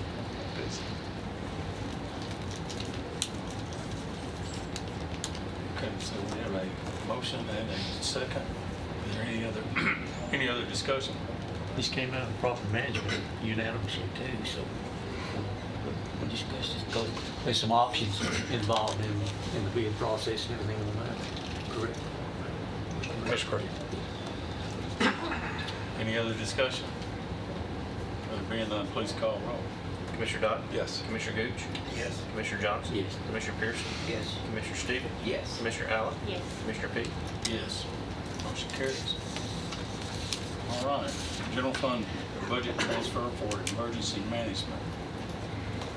I assume the mayor will do Yes, this sir. too. Thank you, Mr. Chairman, members of the committee. This is a request to change the pay grade from the EMA director position from a 42 to a 54, and then retitle the position to a public safety director. We'll also be requesting a general fund budget transfer to fund the change in the salary. And this will take us through the end of the year, and then the new salary will be there going into the budget. So what we're doing is changing the title on EMA from director and creating a public safety director, okay? And then you'll have an assistant of the EMA that will report directly to that public safety director. And then underneath that, the director, our chief of the fire and rescue will report to that director, and so will the EMS of the ambulance service report to that director. It's a very similar structure to what Williamson County's done in Sumner County and Wilson County also, where they have one director and they oversee all of them. Talked with TEMA this past week, the director of TEMA, and as far as code is concerned, as long as we have someone in that position, because the code does require you have to have a director over your EMA, and this position would qualify from that public safety director position. So you eliminated 2 and you're getting 1, or wasn't there another position eliminated that's helping? Yeah, there were actually 2 in EMS that were kind of they were paid the same thing. They were kind of assistant directors under Mr. Nunley. those two positions are gone, okay? And so we're currently posting that position. We'll be doing the interviews starting this next week, sending up those interviews. All the resumes are in. We'll also have posted this position for the public safety director, and also the director of EMA is gone also. So that's actually 3 positions that have been eliminated. Okay, so what's the net difference, money-wise? Do we know? You'll see We're it. getting to that. I mean, it's really showing in next year's budget, you know, all that movement. It sounds like a net gain. From I'm my- just trying to make sure I'm following the dollars. For me, my perspective is it's that this position is just being changed. The EMA director is changing to this public safety director. So that's a net nothing. That's a net, except for the value of the position is increasing. Right, so there's not another position that's been eliminated that's going to fund that offset an increase? So it's a total net of 2 decreases, I guess, over in EMS. So you're taking TK's position and moving it to a EM, a public safety director. Okay. And then you'll have an assistant to oversee the day-to-day operations of EMA, and then that public safety director will also be over all 3, ambulance and fire and rescue. I think I understand that piece. It's the other piece I'm trying to follow, which is, I guess I thought that we were losing somebody out of the mix that was going to then help offset the increase in elevating that position. It's the confusing part, it's in 2 different funds. Okay. So you've got 2. It's the I follow the organizational structure. It's the. Are we saving money or is it costing us? Yes, That's that's what we're what- trying to figure out. Saving money. You're saving money. That's all we need to know. That's what I was So you have to look at it all. I really silo everything, Right. but when you look More at in 101, overall, but you're less in reducing. 16 or whatever. Reducing. More money in general fund, less money in. 118. Yeah. That's More in 101 Thank and you. less in And net out over 118. property tax. Yes. Nets through property Like you tax said. revenue. That's the answer I was looking for. Thank you. Sorry. You should just call it on Streamlining the chain of command and responsibility. That's correct. Is public And safety, and saving money too. That's correct. and public safety has approved this and it's come up out of your, It did, and of course, we've got Chairman Reed here can speak on it, but it came out of public safety unanimously. And the way I looked at it there are 2 positions that are eliminated, and the money that are saved from those 2 positions minus the increase for the EMA director going to the public service director, that's the difference in the cost. And so, yes, there's definitely a decrease in cost. Are there any questions? And let's see, we don't have any motions on that. Okay. Any other questions for the mayor, or Mr. Reed here can answer some for you too? So the public director will still report to you? That's correct. And by doing this, we're eliminating 1 person reporting to you or more than 1? Actually, 2 in EMS.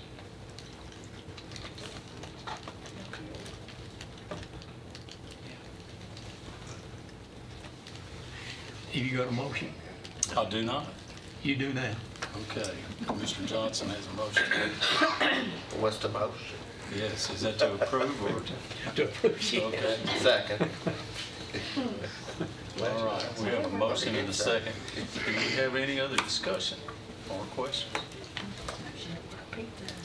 There being none, please call roll. Commissioner Dodd? yes. Commissioner Gooch? Yes. Commissioner Johnson? Yes. Commissioner Piercy? Yes. Commissioner Stevens? Yes. Commissioner Allen? Yes. Commissioner Peake? Yes. All right. The next in line here is a general fund budget transfer for the mayor's office. That's correct. Mr. Chairman, there are 2 things in this, on this general fund budget transfer. It's purchasing, the purchasing administrator, Ms. Brink, Laura Brink, who works in my office. She's done a great job. She wants to attend the 2019 NIGP, which is a national forum. It's a week-long conference There wasn't enough money in last year's budget to pick up her travel and the $100 for the dues and membership, and I think she's piggybacking off of the school board membership in that. Otherwise, it'd been $250. So thank you for letting her piggyback on you for $100. And yeah. Okay, so that will send her out there, and there's I reviewed the agenda. There's a lot of good things that she'll be able to pick up all the different seminars throughout that week. Second thing in this transfer request is also for those on public safety or property management. Mrs. Kroll and the constitutional officers in 319 Maple. We were talking about the traffic issues, so Mrs. Kroll, she was able to get an off-duty sheriff deputy and has been working down there in the parking lot during the crowded times in that parking lot when people are coming to court, telling people not to park there. If you're going across the street, you need to be parking in the parking garage. So they say it has really helped by having that person there. And we started looking at what we were paying, and sometimes it was fluctuating anywhere from a regular deputy to somebody of rank, and it was fluctuating on what we were paying per hour. So we checked with the company we're already doing business with down at Probation, down the street on Main Street, and we can contract a third party to do the same thing, have an armed guard in the parking lot. So it's going to reduce the amount that we're paying. The security services gave us a quote this week for $20.30 per hour versus $37 or more. Sometimes as high as $46 an hour, depending on the rank of the deputy. So they're already checked out and doing business with the county. So we're requesting that money to be transferred over for the rest of the balance of this year, because Mrs. Kroll and her budget is out of money in her line item, and then we'll have it in the regular budget based on this contract with the outside vendor. We got a question on the one prior. The bottom line here says there's a discount if the registration is received before April 30, 2019. Can we still get that discount on Laura's trip? I believe we can, yes, sir.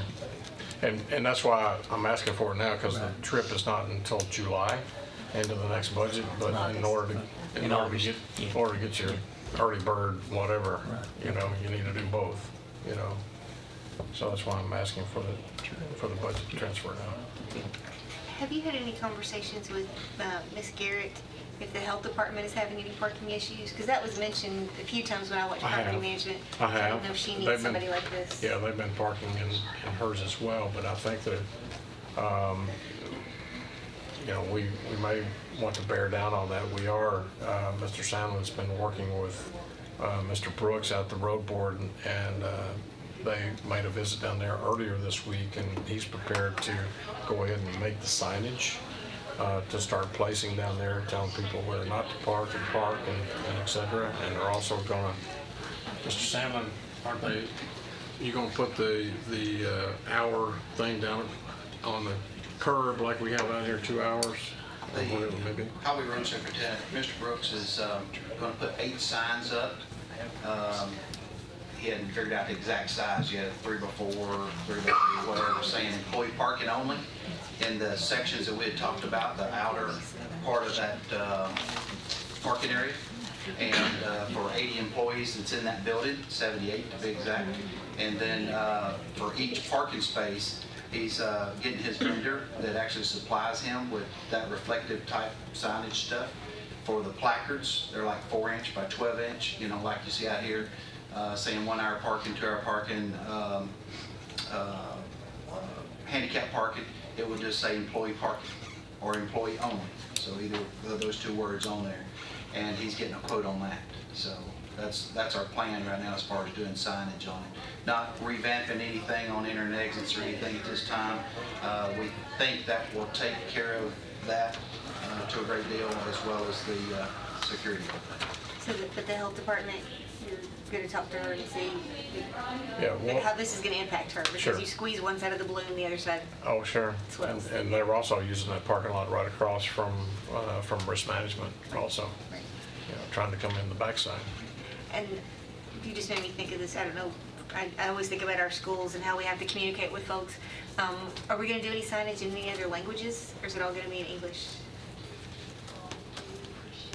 We only thought about English. Yeah, I don't think we thought about that. That makes the sign better. In this case, from a space standpoint, I think you can only do one lane. Yeah. Just Well, in you this said you're particular doing, case. no, well, you just said you're doing 8 signs. I didn't know if maybe one of them needs to be in another language. I don't know, I'm just thinking out loud. You might could do a smaller sign underneath one of the larger signs. I mean, we in speak Spanish, 144 languages in our schools, and I can only imagine how many different languages show up in court, so it's just a thought. I'm just thinking out loud. 39 52 last year. languages. That's Okay. I trust your discretion. It was just a thought, just thinking out No, loud. that's a good thought.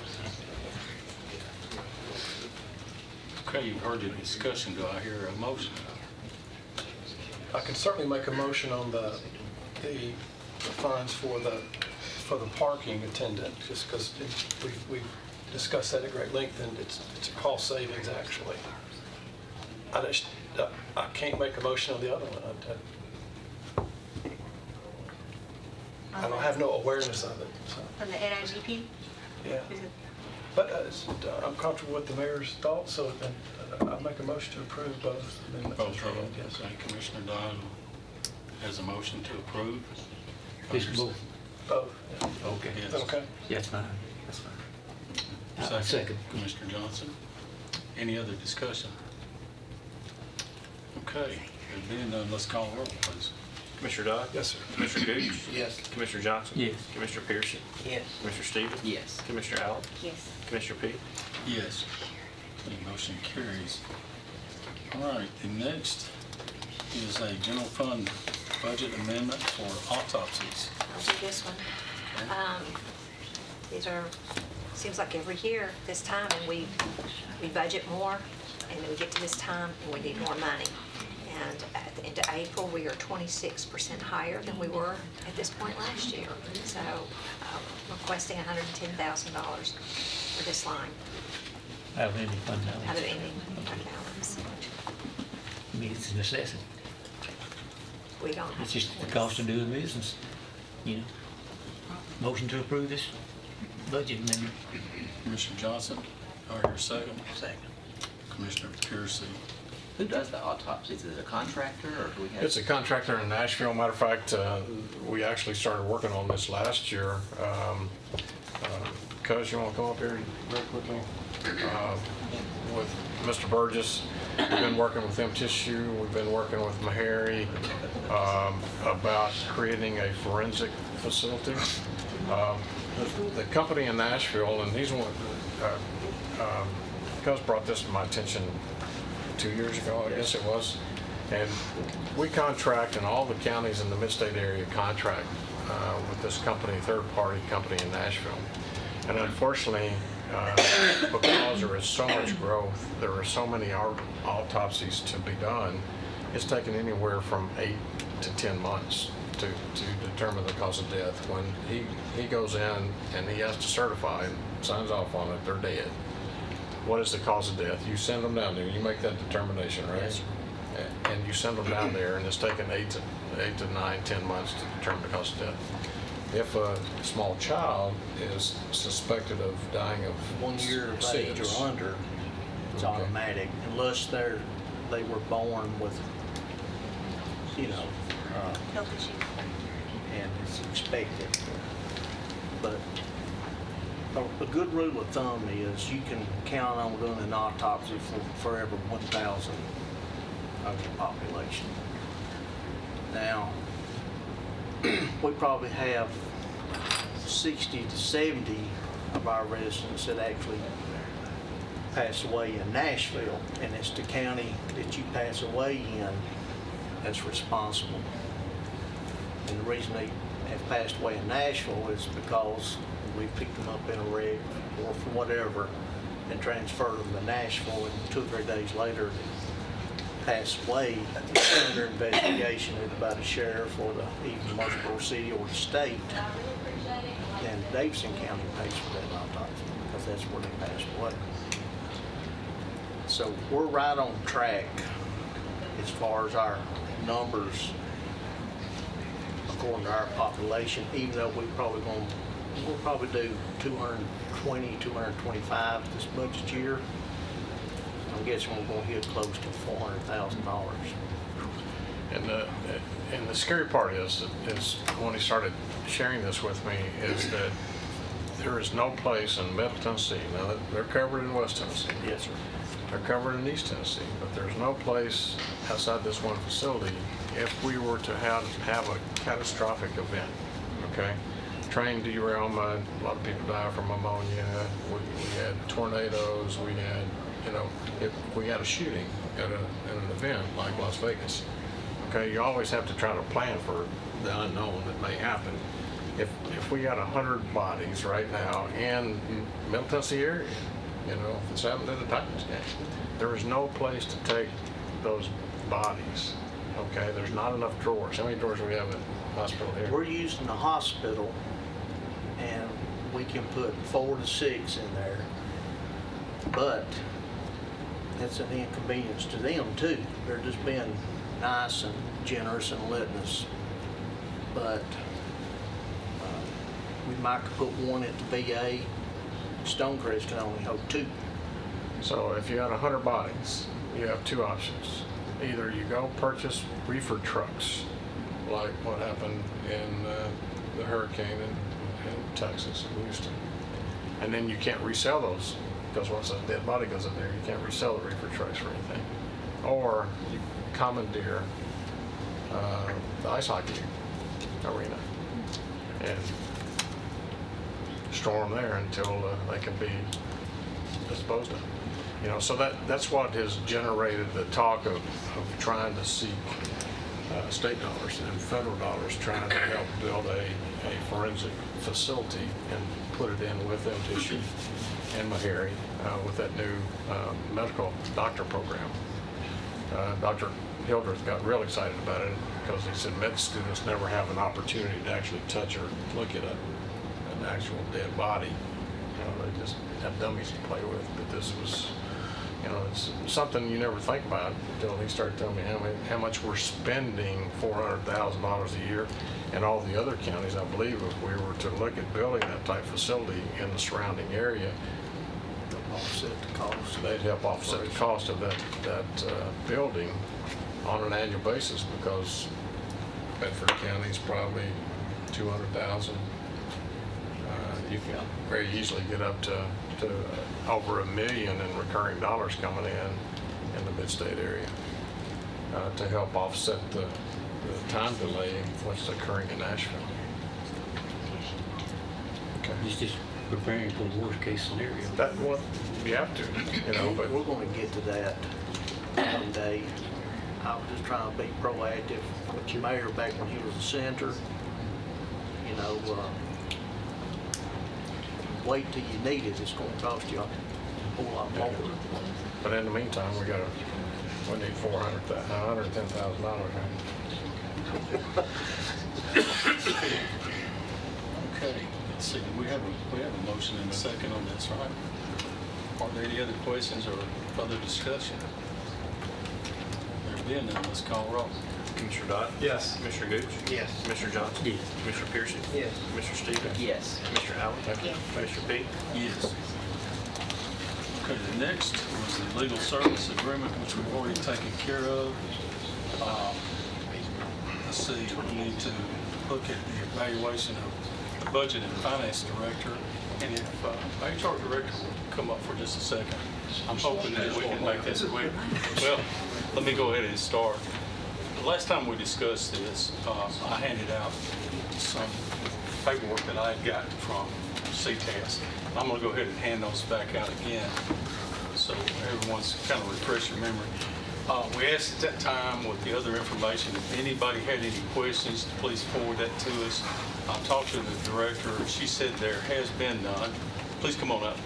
Anyway, she said that there has been none. After discussing with her, we had looked at the CTAS form, which we both liked pretty well. depending on what you guys think, we looked at adding a couple of questions to, that we basically ask any of our department heads currently, would probably be added to what you've got there. And she may have an updated list, I'm not sure. But if you would, cover quickly how we would go about doing this with the Survey Monkey, which So we can buy an agreement with Survey Monkey, and we can, have as many questions as we want and as many people as we want to participate. We can set it up to where whoever is reviewing can put their name so that it's notified like that, or it can be anonymous. After everybody puts in their comments, it will also calculate, so it has an analytics piece to it as well, and it will, capture all the data, average it, do everything that we want it to. It'll have open text box, so if you check a response on the example that he provided from CTAS, it has a 1, 2, or 3, but if you wanted to make a comment, we can do a text box so you can make comments. It's really a very simple task. What would happen is once we set it up based on what questions that you wanted to ask, I would email it out to each of the commissioners, and I believe it was discussed that maybe the budget committee might do one, and you said potentially the entire commission. And my personal feelings on it, I'd like all 21 commissioners to have input in this. And I'd also like to, the mayor, of course, have input, because he's working as close, if not closer, with our finance director than any of us. So I think his input's vital. And I think that, to me, it's important to know what this committee, since we're working closer with Lisa than the rest of the commissioners, maybe we can still keep this anonymous by saying, okay, when you fill this form out, you can write in commissioner. If you happen to be on budget, you would write in budget. And, I hadn't figured out how we handle the mayors on that yet. We could stick him he's under the budget. chairman of the commission, so he could, I guess he could put commission. We could At just any put rate, commission, not commissioner, maybe. it depends on if y'all want that information. If you want it just straight, the 21 of us and the mayor's input, we could take it like that. We could break it down where budget and all 21 together. We have the options out there. It's very minimal cost. I think around $40 for them to actually do this for us. I think it keeps the personalities out of there. It lets us give direction, and we can see. I personally like the 1, 2, and 3. If you get a 1, there's a problem. A 2 is a really good evaluation. If you get a 3, you're walking on water. So, that's the way I look at it. It does. 3 says walk on water. There you go. Does it say that? I don't walk on water, y'all. That's wow. That's wild. At any rate, 40 years. If anybody wants to make a motion, we can go ahead and forward it like this. But still, I think we should leave it open.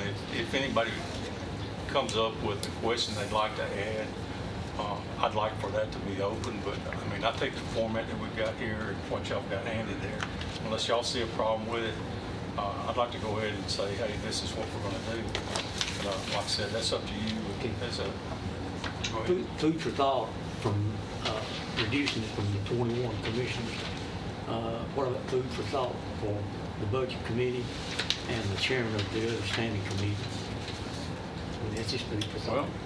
Well, we can do that. Like I said, we've got options. We can ask for, and it's not going to cost us any more. We could do that. We could add the chairman from each committee. We could Because say, put C on there working and still be anonymous there. Right. Yeah, and we could just do it all in one survey. It wouldn't be like we would have to do 3 surveys. We could do one survey. I'd send out the link to each of your email addresses, the email that you have on file. We would send that out in the link.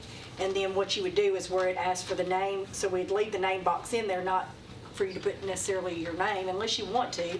But you would, if you decide to do it, budget committee, chairman, which would be for any of the standing committees, and then commission, however you decided to do it. That's a good thing about going with these people. They'll let us decide how we want to break it down. So I was just thinking more or less of the volume involved of the 21 versus the chairman of each committee. There's two chairmen, Does she just three chairmen on work this committee. for the budget committee, or does she work for the full 21 Well, commission? she works for the full 21. You know, in my mind, I was 21 curious all because day. I want all 21's input. When would this survey be sent out? Because I think for the newer commissioners that hadn't been through a budget process yet, it might be better to do it in July or August so they can see how it all comes together at the end before they So evaluate. we voted last time, when was that date? September.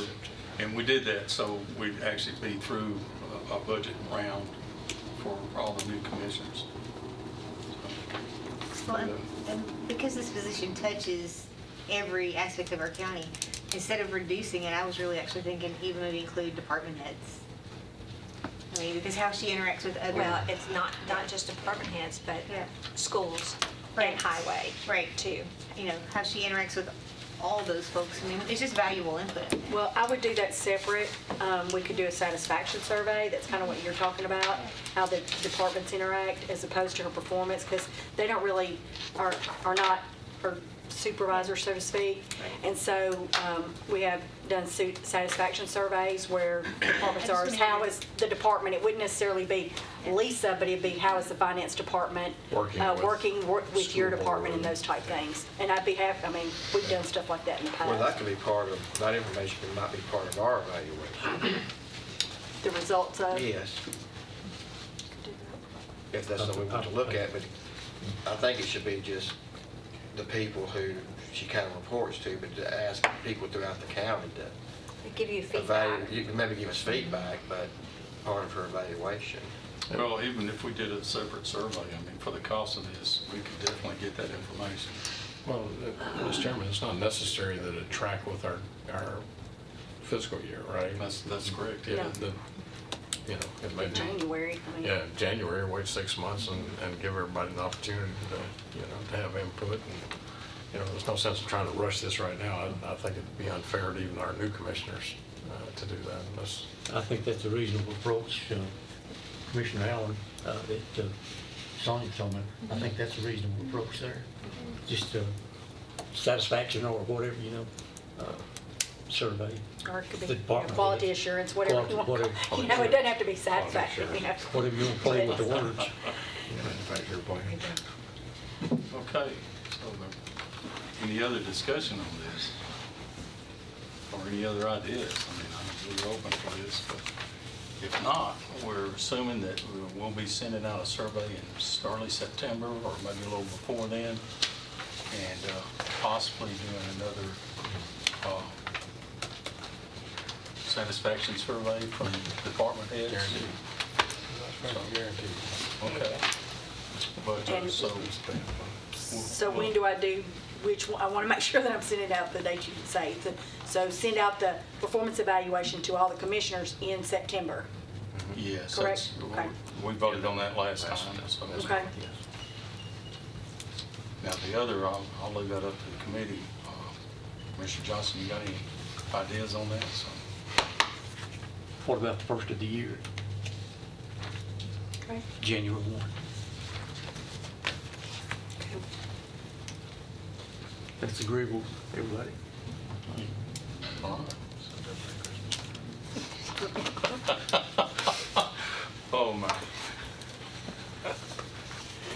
Well, We'll get their paychecks good on is for 'em. is there any other discussion on this? One time. I don't think we need a form, or do we need a formal vote on this? So we'll assume at the first of the year, we'll also be sending a survey out for the department heads. Will do. All right, thank you. And remember, if you have any questions that you want to add to this, you've got the full form that I've sent around, please call the charge rep, let her know about that. Okay, now we're getting to the good part, and just so you guys that are new to the budget committee, this is where you start earning your pay the next couple months here. So Could we take a 5-minute water break? let's do that, if that's all right with the committee. There's water over there. All right, we'll take 5 minutes break. Everybody back, so we're going to go ahead and restart our meeting, and we're going to turn that over to Finance Director or Mayor. Thank you, Mr. Chairman, members of the committee. So, like you said, Mr. Chairman, now the budget committee starts earning its keep, so we'll kick this off tonight. So for the last, 2.5 months, I guess we started. Since January. Since January, we started bringing each department in. Ms. Nolan, Mr. Sandler, and myself would go over each department and their request. I ask each department to bring me a needs budget, and then also to bring me a wants budget. Tell me exactly what you need, and then tell me what you would like or you would like to have, to help make your department better. And most of them did. So we've gone through that. What you'll see in your budget is what I've been talking about since I got here is the need. Did a lot of listing over the last several years, the need to raise our table, our salary table, because as you have seen, we've had to come back and request additional funding just over in planning because our salary bases are so low. We can't hire a good engineer. I mean, most engineers won't even apply, or if they do, they just scroll on or laugh at us because we're not paying anywhere close to retain.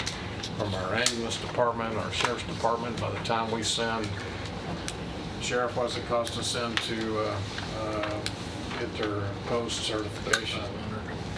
How much? 3,500. So we send off a deputy to get post certified because they can't really go to work and carry a gun until they are post certified. And many of the other counties are watching. As soon as we pay for the education, they come in and cherry pick them and take them off. Same thing with ambulance, I believe. Same thing's occurring. We're losing to other counties as well. So my intent was to see if we could raise the entire salary table because our employees are really our most important part of our county of delivering the services for the citizens that we work for. So my recommendation is 3 different salary levels. The first is to raise the table by 2.5%. That's across the board. Okay, 2.5% across the board for all of our employees. The second is what I call B. A is raising the table. B is implementing or continuing what's been in place for many years, is the 1.75 step plan, okay? So the commission has kind of picked and choosed and kind of done it here and there in patches. If the commission chooses to go with the 1.75 step, there are several employees who have already topped out. Okay, so they won't be getting, if they've maxed out in whatever position they are in whatever department, they won't be getting one. So if you take the 2.5% and the step, if the employee qualifies for that, so that's going to take you up with those two, A and B. And then there comes C, okay? So you got A, B, and C. The C is what I worked with Human Services. Resources. Yeah, resources, wrong department. And I was able to, at a meeting in Nashville with the Mayor's Caucus, I talked to Rogers Anderson. He's the county mayor in Williamson County, and they had last year paid $25,000 to $30,000 for a salary study to see where they were in the mid-state area. And I just came out and asked him if he wouldn't mind sharing that with us. I didn't want to have to go through that process and bid it out, and so he did, and he sent it to Sonia, and we were the benefactor of that salary study. And on top of that, she was able to glean and get information from, Sonia, want to name the counties? So we did City of Murfreesboro, Town of Smyrna, City of Franklin, Hamilton County, City of Chattanooga, I said City of Franklin, Montgomery County, City of Clarksville, and then for some of the positions that are a little bit harder, like we don't have as many, we did. Hamilton County. I did, Hamilton and Chattanooga. And some of the harder positions that we can't find, that we don't necessarily have or maybe unique, for example, a pretrial release, something like that, we would reach out to Metro. And then also the same group that Williamson County used for their salary survey, which is Burroughs Thompson and Associates.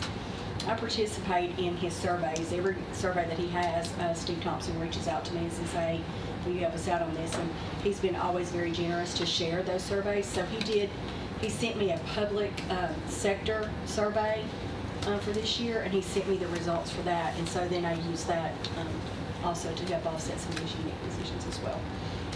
So what we're saying is that Rutherford County is no longer the small county that we used to be, and if we're going to continue to have the best departments throughout our county government, then we're going to have to step up and bite the bullet and pay for them. So what we bring before the commission is A, B, and C, okay? The 2.5% lifting the table, B is the step for those who qualify, and then C.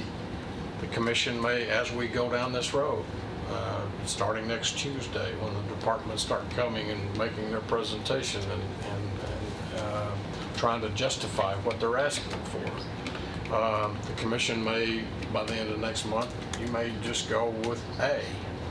You may go with A and B, okay? Or you may go with all three. If you go with just the salary study, that includes A and B. Okay, so you can't, if you're gonna pick C, then that's already, those numbers are already in A and B if you are So following. C is the salary study? C is the salary study. That is correct. Is that mainly for the, like a specialized position? It's for every position. No, it's for every position. Okay, go ahead. Sandy. One thing I wanted to, Sandy, come on up here. I'm sorry, okay. One of the things I wanted to say is there was some discussion last year during the budget, and we talked about the 50th percentile and the 75th percentile. I don't know if y'all remember that or not. And it is in our policy book that we will be paying the 50th percentile, and that's what this is based on as well. So that's important for you to know, anybody who does compensation classification. If we were saying we're going to pay in the 75th percentile, the budget dollars would be higher. So this is done based on the median. And what that does is just take the average, the minimum and max of all the entities that we surveyed, and it assigns a median, and then we did the weighted averages based on counties as a second, weighted heavier than as the cities. So it's important for you to know it's 50th percentile. So if you start looking at it and say, what does this look like, that's important to know. What percentile are we in right now? Do you know? Well, Less than 50. Less than 50. It is less than, well, because yes, the budget stuff, it will bring us up to the 50th percentile. Does C, you're not sharing a percentage for C because it's different for every. It's a different, that's why you can't say we're doing across the board X. Does C, because but you have a net result of C. I have a net dollar. Yeah, and you'll see that. And that'll be a percentage of the total, so what is the percentage? I didn't do Never mind, that. okay, all right. But you'll see that as we start getting into each one of the budgets. Move on. You'll see that as we go through every department. You'll see that, and and the commission may come back by the end of next month and say, okay, we want to do all three, but we don't want to go the max. We want to put a limit of $8,000 per person, no more than that. Those are all Step things. it into a couple of years, we've done that. But the main thing is that we address it. Let's address it now, early into this 4-year term, and let's take care of our people and kind of put us a little bit higher than all the other donut counties around us, to where they're not coming in and taking our people away. Now, if they're a bad apple employee, then let them take them, but otherwise, they'll At least be competitive. at least we'll be competitive, and people won't be stealing our best people. Also, we've looked at enterprise. You'll see in the budget, all the different departments, we'll give you those options to look at what they're requesting, but as opposed to purchasing, compared to all the departments feel like that we can either go on a 3 or 4 year lease with the different departments, especially the sheriff's department has the largest need. And the leasing, at least it's you know, we're spending a lot of money.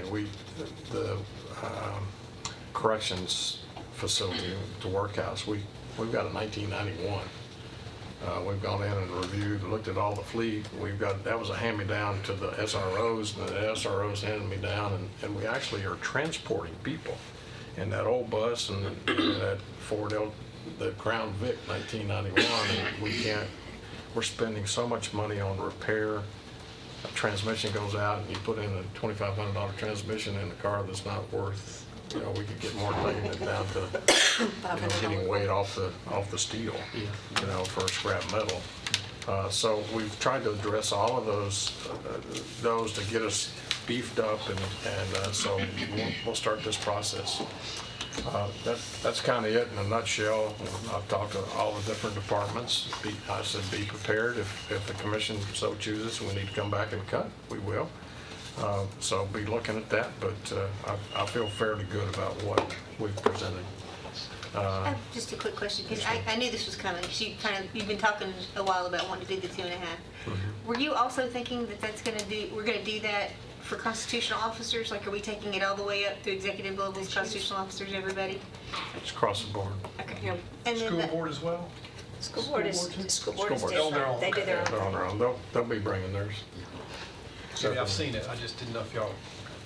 And then one of the things that we've talked about in the past, and we've never really acted on it, but I think especially if we're going to be more competitive with our salaries, we need to consider it again, and that is finding some way to obligate our employees to stay. Once we've paid for training, we've invested in them, we need to find some way to obligate them to stay for a period of time. I think you're so right. Matter of fact, I've asked the sheriff, we talked back when we started on your budget a month or so ago, and even the ambulance, we used to have an agreement that if we're going to send you and get you post-certified or EMS training or anything else, then you should be obligated to sign you're going to stay here with us for 2 years. Otherwise, if you choose to leave, then you got to reimburse us on a pro rata basis for the time that you're leaving us. 2 years, though, so No, sir. 2 years, and they leave at 3. I mean, we're talking about a 24-week program just to FTO. 2 years just getting started. That's true, just getting them broken in. You just Sure. getting there. And we created one on the county general, the sheriff had theirs, but we have created one, and we have been working on getting with the departments. We took it through the steering committee, and I want to say it was a few months before you actually took the chair position, but it was a reimbursement agreement, and so there's 2 separate reimbursement agreements. One reimbursement agreement is if they leave within their first year. See, currently, we do the background checks and the drug screening and all that kind of stuff post-offer, but pre-employment. And so the county attorney went through, Josh, right before he left out, said that we could do that as long as they do it on the front end. And what would happen is they left within that first year, they would have to repay us for the drug screening, the background check, and the cost of that, and that would come out of their final paycheck. And They'd have to sign that they they have to sign it. understood that that's what would So happen. Josh said, as long as we had them sign and do that during the onboarding process, and that finance had that on file, and we had that on file, they would take that out of their last check.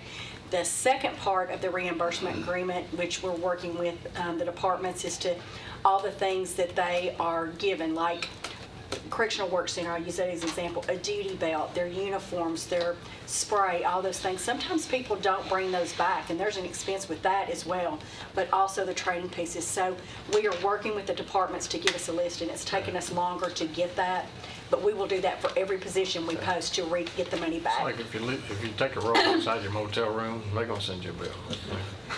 Say what? If you Oh, take a yes, roll- it took me a minute to process, Yeah, okay, in yes. your motel room, you're going to get billed for it. Do we offer longevity benefits or bonus for any of our departments? $25 per year after the 3rd year. It's payable every And that's November, on all departments. full-time. And the other thing that I really feel strongly about, we talked about it a little bit last year, but we didn't go down this road, and that is so many of our department heads don't have a number 2. We're really fortunate that, Lisa has Mark, and we were really lucky that Lois was able to step in. Oh, which yeah. was, what would we have done? If something happens to Mac, who knows how to run a landfill? So many of our departments don't have a backup. two. They You're don't have a right. number 2. And so I really think that that's a void we need to look at. Totally agree. Most of our departments don't have a number two. I don't have. And I think, and some are, I mean, some are more critical than others, but, and some of you just start and phase it in, but, I mean, I think that's. Well, like when Mr. Elam, we brought him in after we interviewed him, and Lois, thank goodness, was willing to stay Right. and work, continue to work with him, you know, until he could take the training wheels off and kind of ride by himself. Okay, y'all ready? Okay. Open your notebooks. This one will go real quick, and we're just going to stay in this front section. You've got the, all our meetings right after the table of contents, all our meetings. You get to the orange section. These are the positions that were requested by departments. Then after that section is a yellow piece of paper. And these are the positions that are recommended by the county mayor. And that's what I'm saying. You'll see that, Commissioner, those that came in, that are out and in. Then at the very end of this section, in front of the purple is a grid, and it kind of is telling you how we step into the bottom number of the increase to the three funds that the mayor represents. Do I? Before the purple. The sheet before the purple is, these are the three operating funds that report to the mayor that have bodies in it. So at the end of the story is 4.3 million additional funds for everything. Salary table, the salary study, steps and lift. Solid waste is 98,989. Ambulance is 700,615. I've included for you all those that Sonia used in developing the salary study. So the mayor recommendation is C? That is the bottom line. It's everything. Okay. So that's what this budgets are built on, is everything. So it's all the above? It's everything. No, it is. Plus B plus That's what we're C. saying. C includes C includes the 2.5 and the The steps. whole enchilada. But Okay. you could just choose, the commission could just choose 8, You could just do 2.5% lift to the 2.5. table, or you could Or just you could choose do- B, the lift and the steps. lift and step. But if you do salary study, it's going to include everything It's going to because include A and B. with, C is a standalone, right, Rhonda? It's a standalone. C is a well, combination of the two. No, I'm sorry, it's a survey. it's that incremental It cost. dispensed with the other two, it would be a It's choice. incremental, but what I'm saying is that if you do the salary study the way Sonia handled it, it's if we lift the table, then how does the information coming in from the salary survey, if we lift the table, then where is that median? Where does that position lay? And that's what I'm saying, that the steps are a function of how long people have been here. I'm gonna give you a graphic thing. Here is our pay table.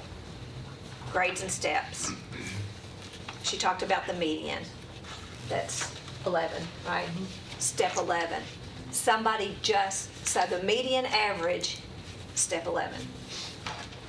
Somebody just start and work with us, and they stay in the same position. They're gonna start in step 1. It's gonna take them 11 years to get to the median. Understand what I'm saying? So above the median, you know. So what, the way you say is that you've been doing the job for 11 years, or 10 years, you ought to be in the median. But it So you're takes not- people a while So to you're not get going to to be the hired in median. at the median? No, that's why I wanted you to understand that, how she, Unless you're a director and you have 10 years' experience. And we do 5 years' experience credit for everybody else. So if they have experience in the field, they could stop in at 5. But they come in with 0 experience, they start at a 1. they start at 1. But that's another piece to it, as you said. We'll recognize 5 for employees with relevant experience. They'll start maybe step So 5. if I'm a 1, how competitive is my salary in Rutherford County compared to me being a 1 in any other county? Right now, you're below you're below the median. How would I? You're below the low. You're below. Okay, okay, it's July, and I've adopted the salary study. I've adopted the richest plan. I come in as a 1. How do I compare as a 1 to any other county? Should be very common. I mean. The entry level should. Very similar. Yeah. When I gauged it up against the surveys that we got back, it's going to be very similar in pay. I mean, some of them are going to, because you're doing the median. So what happens, without trying to get too deep in the weeds, is when you take the median, you plug that into your, when I take the minimum and the maximum of all the people that we surveyed for the position, and you get your median, I plug that number into our median column, and then it filters its way back out to our That's where you go to the 1 through 21. 1.75s. So like if say another agency said, well, we're only going to have 15 steps, right? So they may have step 1 to 15, and so they may get to their median quicker than us. We've got the 21 steps, so it's still going to filter it back, and it may not be the same exact as somebody that only has 15 steps, but then it may be more than somebody who has 25. So in adopting the salary study, are we righting some wrongs where some people have kind of been left behind? What happens sometimes, it's based on what's popular in the industry, we'll just say that. Some of it's righting wrongs, and it's just catching up with what the Consumer Price Index says. So we're going to have pockets of correction that are very different for one area than another. You're probably going to see the IT departments are going to have a little bit higher increases. The technology market has just exploded. We have had 5 new tech companies come into Rutherford County within this last few months. They just posted a big article about a big tech company coming into Nashville and the jobs it's going to have. So when you have more jobs, but you have less people, obviously the money's going to go up. He mentioned also the engineers. We're having it still with some of the things we've done. Our veterinarians. So some of our unique positions are going to be a little bit harder hit. And then you also have to take into consideration the unemployment rate is below 2% in Rutherford County. And so and everything you mentioned is important to me, and I know we don't have money for all of it. It really is. Right. Everything you said is important to me. The thing that's been heaviest on my heart as we approach this are the deputies who called me, who worked for this county for a decade, who make $40,000 a year. That just feels wrong to me. And so, and I looked at our website today to see what positions were open. It's stunning to see how many entry-level positions, or maybe even some more entry-level, but just positions that we have open, that, they're in the low 30s. Or 20 sometimes. Yeah, I mean, and not every job pays the same, and I get that, but, and that was part of the reason I asked you about are we giving the raises all the way up to the constitutional officers? Because honestly, I don't want to do that. They're in good shape. I'd rather take that money and squeeze it back down to my deputies and my people who are trying to buy a house, people who are trying to live in Rutherford County. So that's kind of what I was asking about. Is the salary study going to fix some of those wrongs? And I don't want to exclude anybody, but the constitutional officers, they're going to get their raise in 2020 when we when you said constitutional officers, I'm sorry, I didn't mean to interrupt, but their employees in their offices will be affected. When you said that, that's what I thought you were talking about. No. So what we've done is we've taken the survey data and we provided it to the constitutional officers where their people would be, but. No, I meant the officers. Yeah, That's all a our employees. On the officers, we've had Murfreesboro and Smyrna both do census. And when you start for our last census, and you take what there was and you add the new census, we are in that next level. Do we have to pay on that census, or can we wait and pay on that when we do the 2020 census? Pay in 2021. They're certified. So we have census. So we have to use them. I'm thinking you do. They're certified. And if the commission chooses to do all 3, A, B, and C, I think what's heavy on your heart, I think if you talk to Preble and the sheriff, this will really, really help, more than anything that we've seen in modern And Preble and Takes I a lot to met, make me happy. I don't think I've seen you smiling. Trust me, I was ecstatic. she and I started meeting like October, November, and we do our survey. We start our survey in December, and the reason why is some entities don't implement a new pay plan until September 1, and then other entities implement in July. And so what I always do is wait until December to those people who implement a new pay plan so that we have the freshest data. And City of Murfreesboro and Williamson County were two of those entities that we got their pay plan because they implemented it in October, so we got it in December. And I don't know how recently you talked to Smyrna, but I know, I heard just like 2 weeks ago, they revamped their entire public safety. Then I don't have it. Yeah. So, But Preble and I met, and we kind of knew where we wanted to be. I'd also talked to the ambulance service, the public safety departments. Really, I can kind of tell, gauge based on turnover. I mean, I kind of know where the mark's going to be before we even do the survey based on turnover. I mean, and so we met and kind of looked at it and said this is where we hope it'll be. And then when the survey data came out, guess what? It was right where Preble and I said this is where the position needs to be from a pay wise.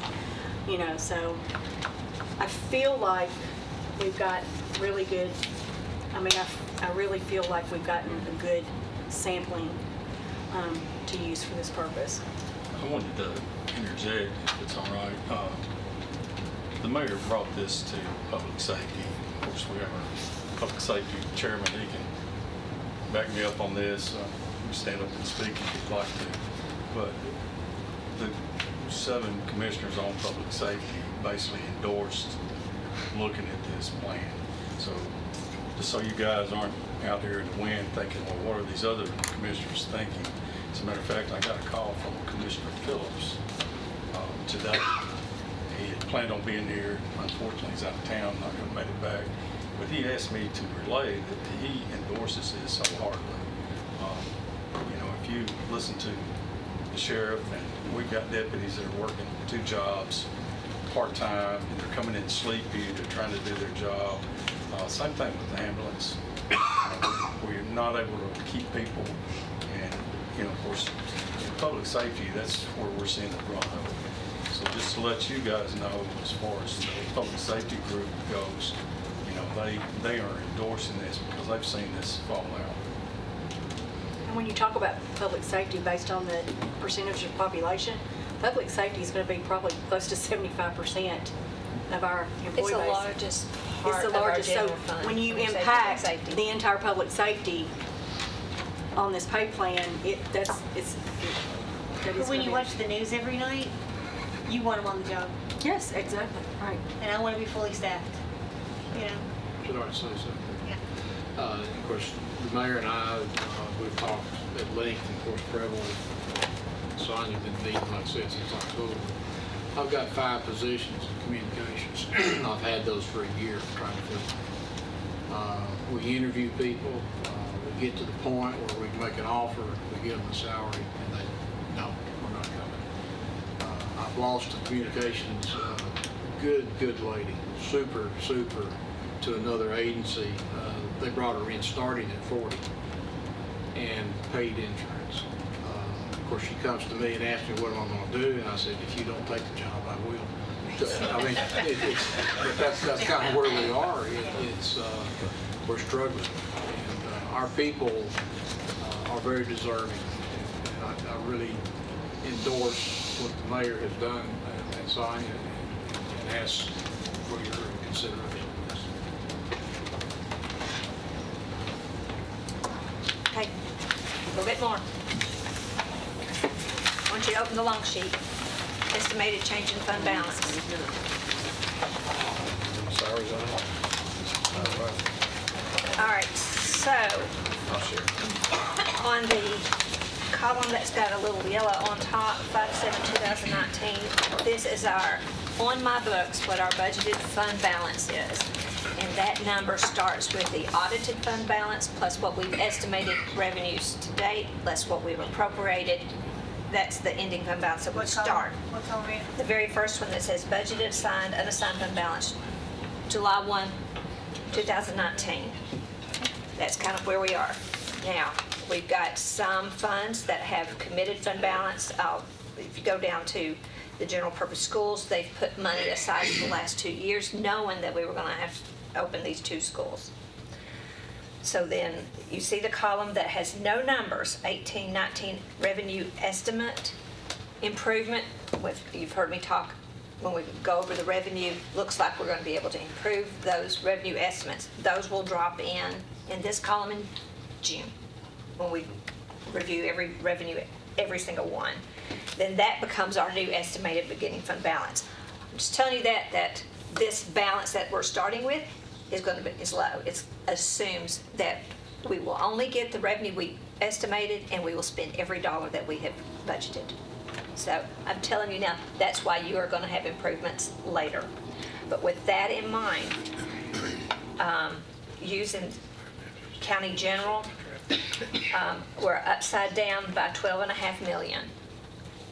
But we have a good fund balance at $30 million, $30.8 million. We would end with an $18.3 million fund balance. We're still within our policy, and our policy is a minimum of 15% of appropriations. You say 16 or 15? Our policy is a minimum of 15. 15, that's what I thought. But right now, we're at 16 with this budget. 16.36. Yes. You're saying if we pull that 12.7 or 12.5? 12.5 out and just pay for it, we'd still meet our requirements? We'd still meet a requirement. Okay. But, yeah, go ahead. We talked about 15%.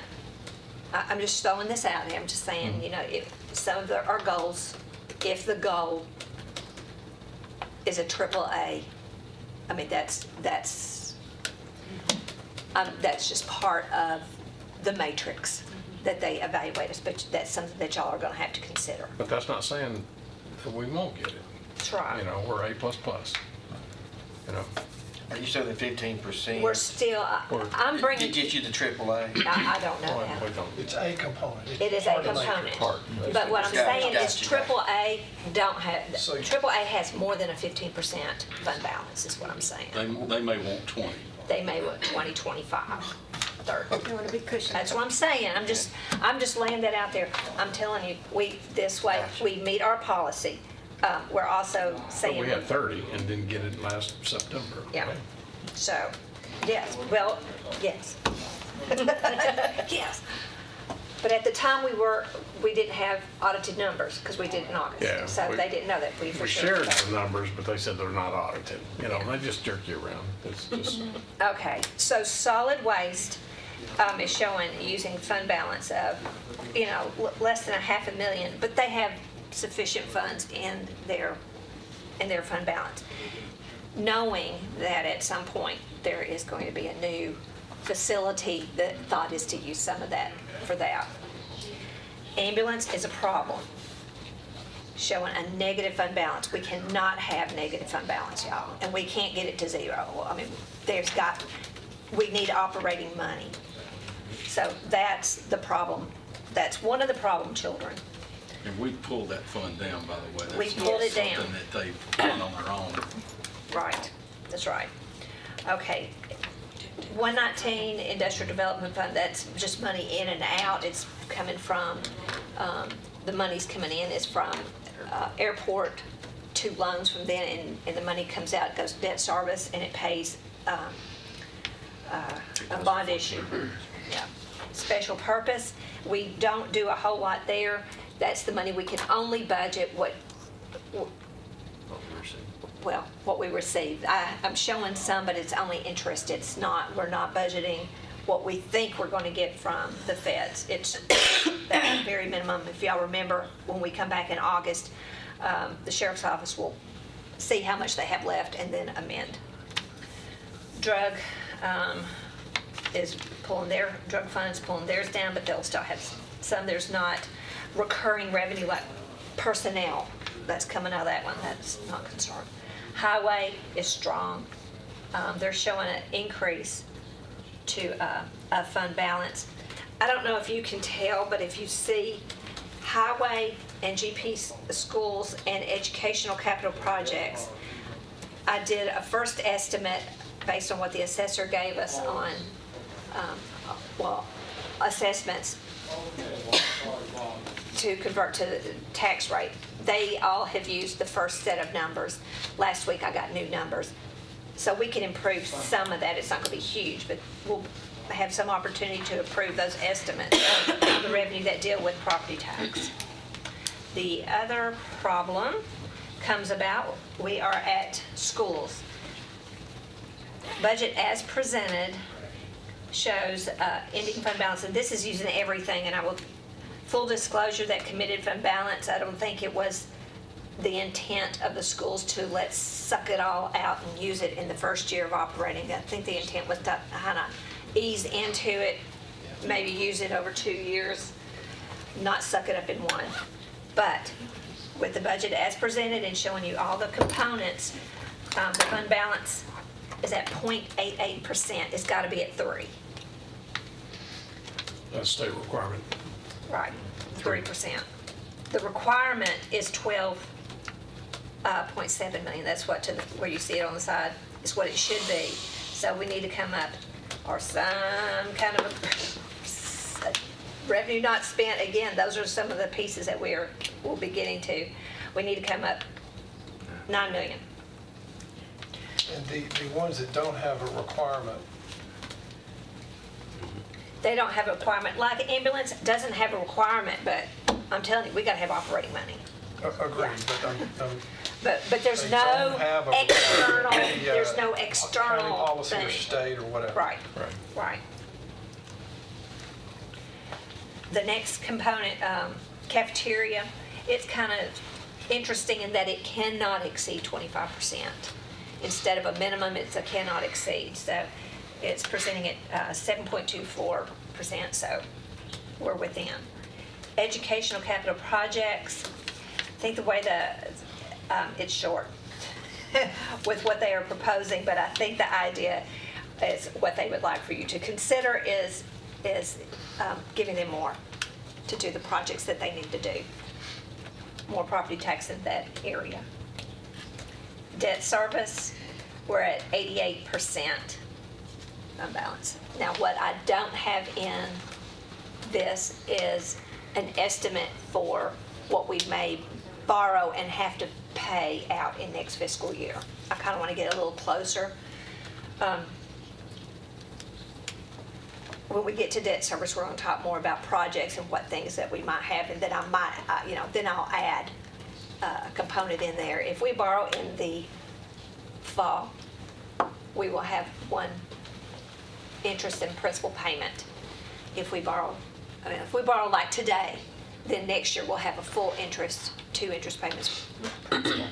So borrowing in the fall, or if we can delay, that's a possibility, or maybe not. But anyway, I would recommend right now to move 2 cents out of general debt service. Consider 2 cents out of debt service, and let's take care of ambulance. I'd do more, but ambulance has got to be taken care of. A cent is worth Okay. 900. All right, so that's the next page after this. A penny, $933,000, 651. School pennies, 794,000. Don't jump off this page yet. I didn't mean to jump. Yep, I was done. If nobody. I was done. And interestingly, these are going back to the long sheet. When we talk about it, I'll pick on schools. I love schools. But when you talk about the county budget, this consolidated budget, and you talk about the debt that we have in debt service that is school-related, of all the monies that we talk about, 73% of it is school-related. The mayor, obviously, gets beat up a lot. His recommendation is on the general fund, solid waste, ambulance, industrial development, special purpose, and drug, and that makes up 20% of the total budget. That's not a 20% increase. It's not 20%. It's 20% of the proposed 20% increase. of the proposed I'll appropriations. take some errors for you. So let me just be rudimentary. Yep. Estimated revenues for Rutherford County Yes. for the upcoming fiscal year is $603 million. In total. All funds, Correct. yes. Estimated appropriations, all the budgets as we have here at the mayor's recommendation is 652 million. Yes, We're short 50 million. we're short 50 million. Fund balance You can see there's some, 90 million still left, but I understand that that's overly simplifying. The That- first two numbers, that I'm is not overly exactly it. simplifying. 603 is what we've got estimated revenue, and 652 is, yes. So the makeup is, how do we make that up? yeah. Is it, do we have enough in fund balance? Do we meet our policy? Can we tap into our fund balance reserves? That's a part of it. That's Fund part of the balance reserves conversation. reflected here. Yes, it is. And It is If it this, says fund balance, it's fund balance. it's, Oh, the reserve, sure. yeah. Well, I say it interchangeably, reserves, unassigned fund balance. I call it rainy day fund. He calls it rainy day fund. They're combined. It's the same word, it's the same pot of money. And line 177 is that's the money we set aside for the capital improvement projects for the schools. Right, right. It's the major, It's the major for The bullet newer. nickel or whatever? Is that- It used to be a nickel. It used to be a bullet nickel, then it went down, then it went up, then it went back down again, based on assessments. But for some of the, I was gonna say new commissioners, y'all been around a while to know that. I look at 177 and there are things in there that we used to borrow for, like the roofs and the HVAC systems. And so I look at 177 as our pay as we go. There's some part of these private capital projects we just go ahead and pay for. And so the 5 million that we're short in that fund is based on the numbers that That's the difference between estimated revenues and appropriations. from what, working off of what the current projected school budget, yes? Yes. With the current tax levy.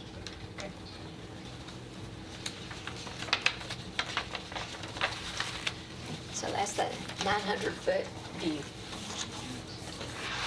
Or is it 30-foot, 1,000-foot? We'll start getting in the weeds It's the Tuesday. big view. And this has 5.1 million in raises. This Fund 101, 118, and 116 Excluding has. schools, yeah. Exclude schools. And it's And 501 is your recommendation. All three of those, A, B, and C A, B, and C. combined, bring it out to the end, 5.1. Right.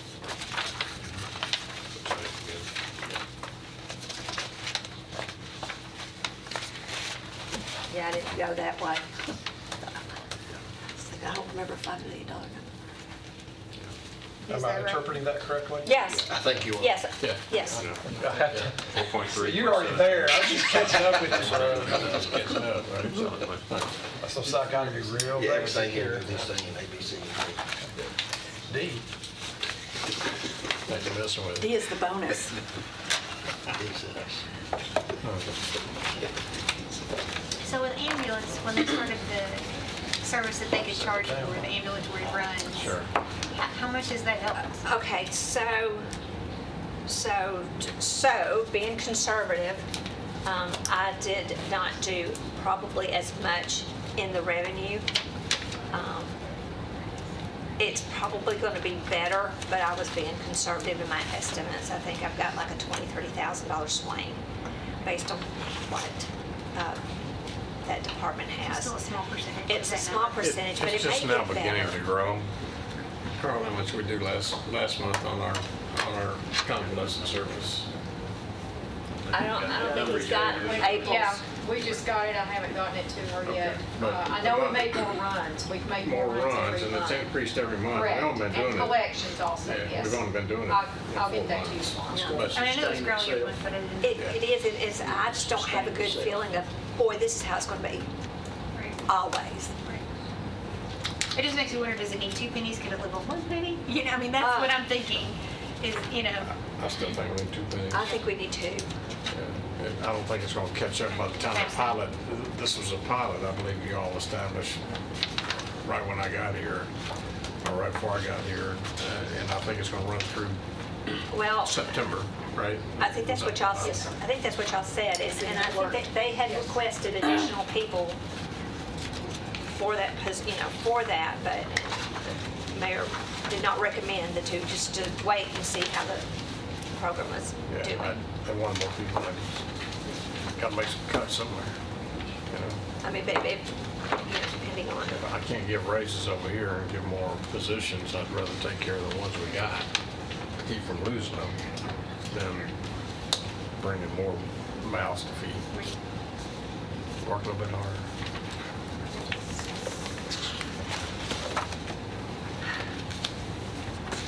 So we'll see you Tuesday? Tuesday?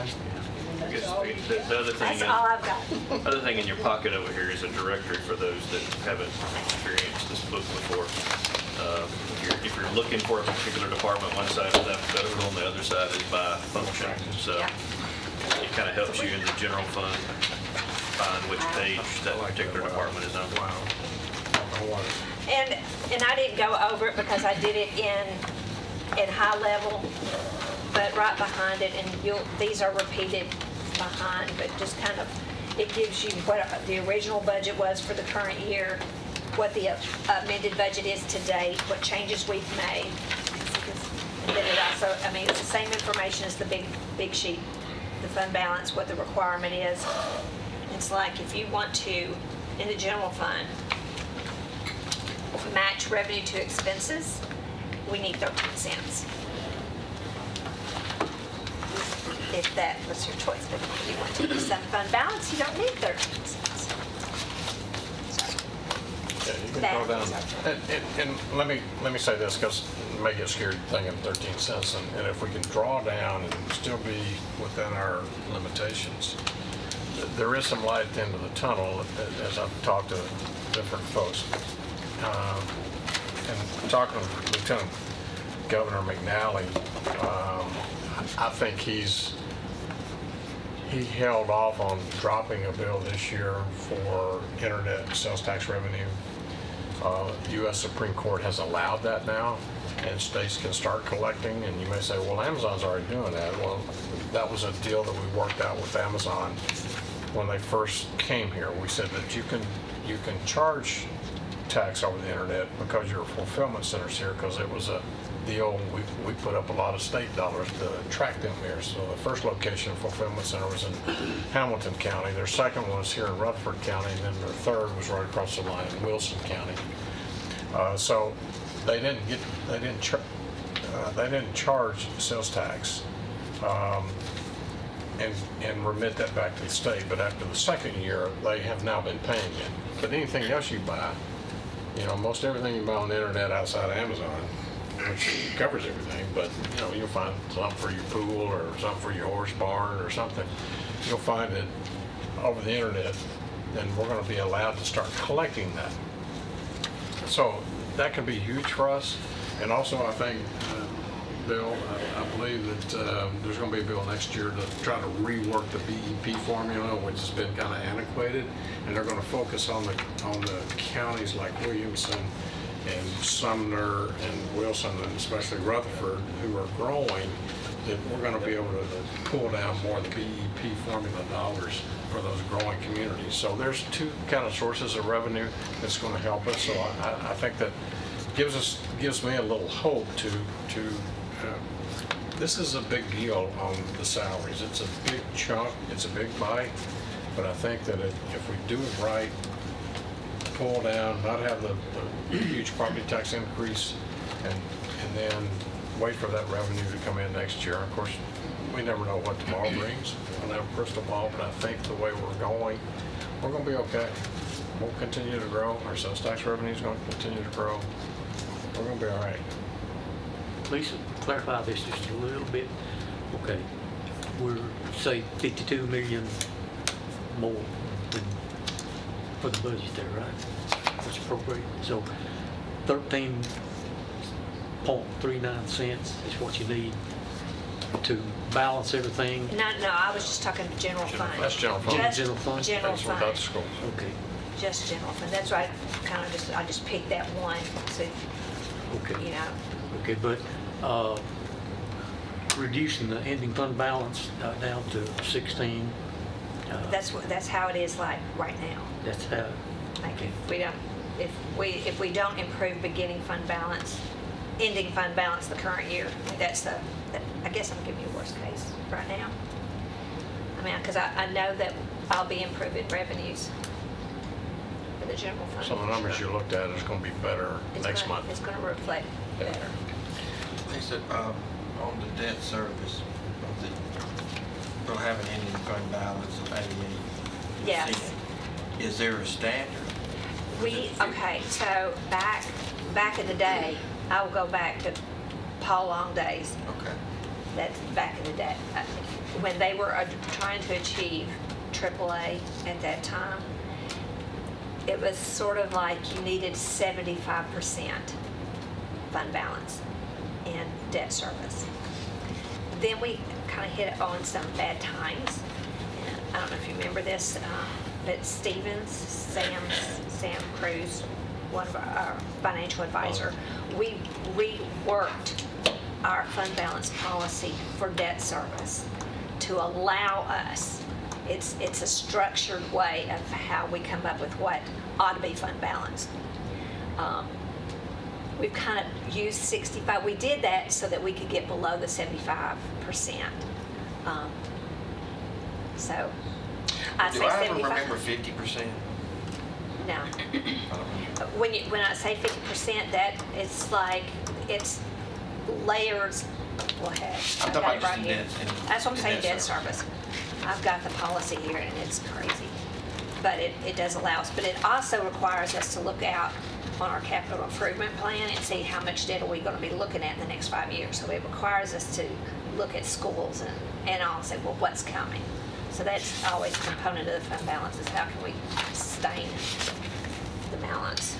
I'm just going to do this to you. So Where my question's going is you said something about the recommendation could be to take 2 cents yeah. from that. Yeah, I'm saying 2 cents, we'd still be above 75%. Well, I guess what I'm looking at is the educational projects. Okay, so I don't want to get so far out, because when we talk about debt service, if you want to skip ahead to the end of the chapter, in debt service, there is, under that tab, under 15, there is a list of projects that have been floating. We can just wait. Yeah, I'm just saying, there's a lot of stuff coming. I don't want to get it so far down. We've actually juggled debt service. We've the last juggled debt several service years, before. And that's been a lot of discussion in budget. And years and years ago, when we did that look forward and we said, oh gosh, all this stuff is coming, we did add money into debt service. Then we didn't do the projects as fast as quickly. So then we moved money out of debt service to avoid to avoid the tax increase. I mean, it worked. So we have increased debt service again. I mean, we pulled money out of schools. Out of schools. And out of the general fund, 2 cents, I remember. Families. Yes, so we've moved money out of the funds into the debt service to get it prepared for all this new building coming in. So. Something that you just said about looking down the road at capital projects reminded me. I really think we need to have a capital improvement plan, a 5-year plan for the repairs that are going to be needed at the jail. I mean, I took a tour over there, and they're doing great with what they've got, but it needs to be included. We need to drop that in. Yeah, You're right. We've never talked about that. We never talked about setting money aside for that, or because otherwise we're going to be faced with building a new one, which may happen eventually anyway. But it's just like with the schools, it's an investment. There's a cost to deferred maintenance, and so we need to be taking care of that facility. It's been neglected for several years. Yeah. And working with the sheriff and Preble, Siemens, we recently met with them, and they're going out doing an evaluation on the current building. There's so many things. Their water pipes coming into the building have rusted. They've got some real issues. So Siemens is going to go in and do an evaluation, and they can set up a plan to where, from an energy saving standpoint, they can go through Siemens, and actually they finance the the projects. But just like the school's able to hand us a sheet that says, Correct. this is what we're working on year by year, I think we need the same thing from the jail. We need to have a plan. We need to include the jail. What I end up doing is just, I hear people talking about projects and I start sticking it on a list. Right. And then this idea, I really just want to throw out there for the commissioners to be thinking about, because I'm still not even 100% sure how I feel about it, but I can't let go of it. It keeps knocking around in my head. I didn't know until a few months ago that both Smyrna and Murfreesboro have a lobbyist at the Capitol. And it just makes me wonder, we've had such little success with our own local delegation helping us make any changes up there in terms of giving us other revenue generating options. And if Commissioner Phillips was here, I would just turn the floor over to him because he's the one who's championed this, really all along. And it just makes me wonder, they're obviously up there for a reason. They're effective. Is that money well spent? I don't know. And like I said, I don't know how I feel about it yet. I haven't entirely decided, but I can't let go of it because we just don't have any options. And I hate having to keep putting it back, on property tax owners every time. So just commissioners think about that. County Commission does pay money into Tennessee County Commissioners Association, which that Charlie Curtis represents, but he represents all the county commissions, and then you have Tennessee County CTAS. Well, you got CTAS, but then you got Tennessee County Mayors Association or County Executive Association represents the mayors, and you've got those lobbyists. The city of Murfreesboro had been a member of TML, Tennessee Municipal League, for 50 some odd years. I don't know how long ago, but they chose to not renew their membership with TML because they weren't getting any satisfaction with them, so they hired an outside lobbying firm, Ramsey Farrer and Associates, to represent them, and then MTSU ended up hiring them also. And just like fighting for the issues on the VEP, we've been Correct. begging for that for as long as I've been here. Sure. So And I'm nothing just happens. and nothing happens, That's and so it correct. just makes me wonder. We keep doing the same thing. We keep thinking a conventional method, and we keep trying a conventional way, and it keeps not working. Sure. Do we need to try something else? Well, and yesterday, Bill, I was down at, I was invited to go down at Stewart's Creek. They had their first graduation, or I guess it was a signing, signing for all these young men and women who had signed up with the military. So all their recruiters were there. It was really kind of cool. It's the first time they've ever done that. And so they were, what's that admiral's name? Is it Taylor? Jimmy Taylor. Jimmy Taylor, right. So Admiral Taylor actually swore them in. They took the oath and went, they're going into the military. Oh, wow. He swore them in, so He's a cool guy. it was really kind of cool. But, that we need that representation for somebody working on our behalf. Right. That was really cool opportunity to see that. Okay. Well, guys, everybody's been telling you the page to turn to. I want to tell you to look at the second page in your book, and you're going to find that we are going to get to know each other a lot better. I'm eating lots of pizza when we get home. Right. We're just gonna have to have a good supper. Just for instance, this next week, the 14th, the 15th, and the 16th, we have consecutive meetings starting Tuesday, of course, our budget cycle, Wednesday, budget, and then, of course, full commission on the 16th. And I would advise you to keep that close. And I believe these booklets can go home with you. Just make sure you bring them back on our budget days. Is there any other that will come before the committee? If not, we're adjourned.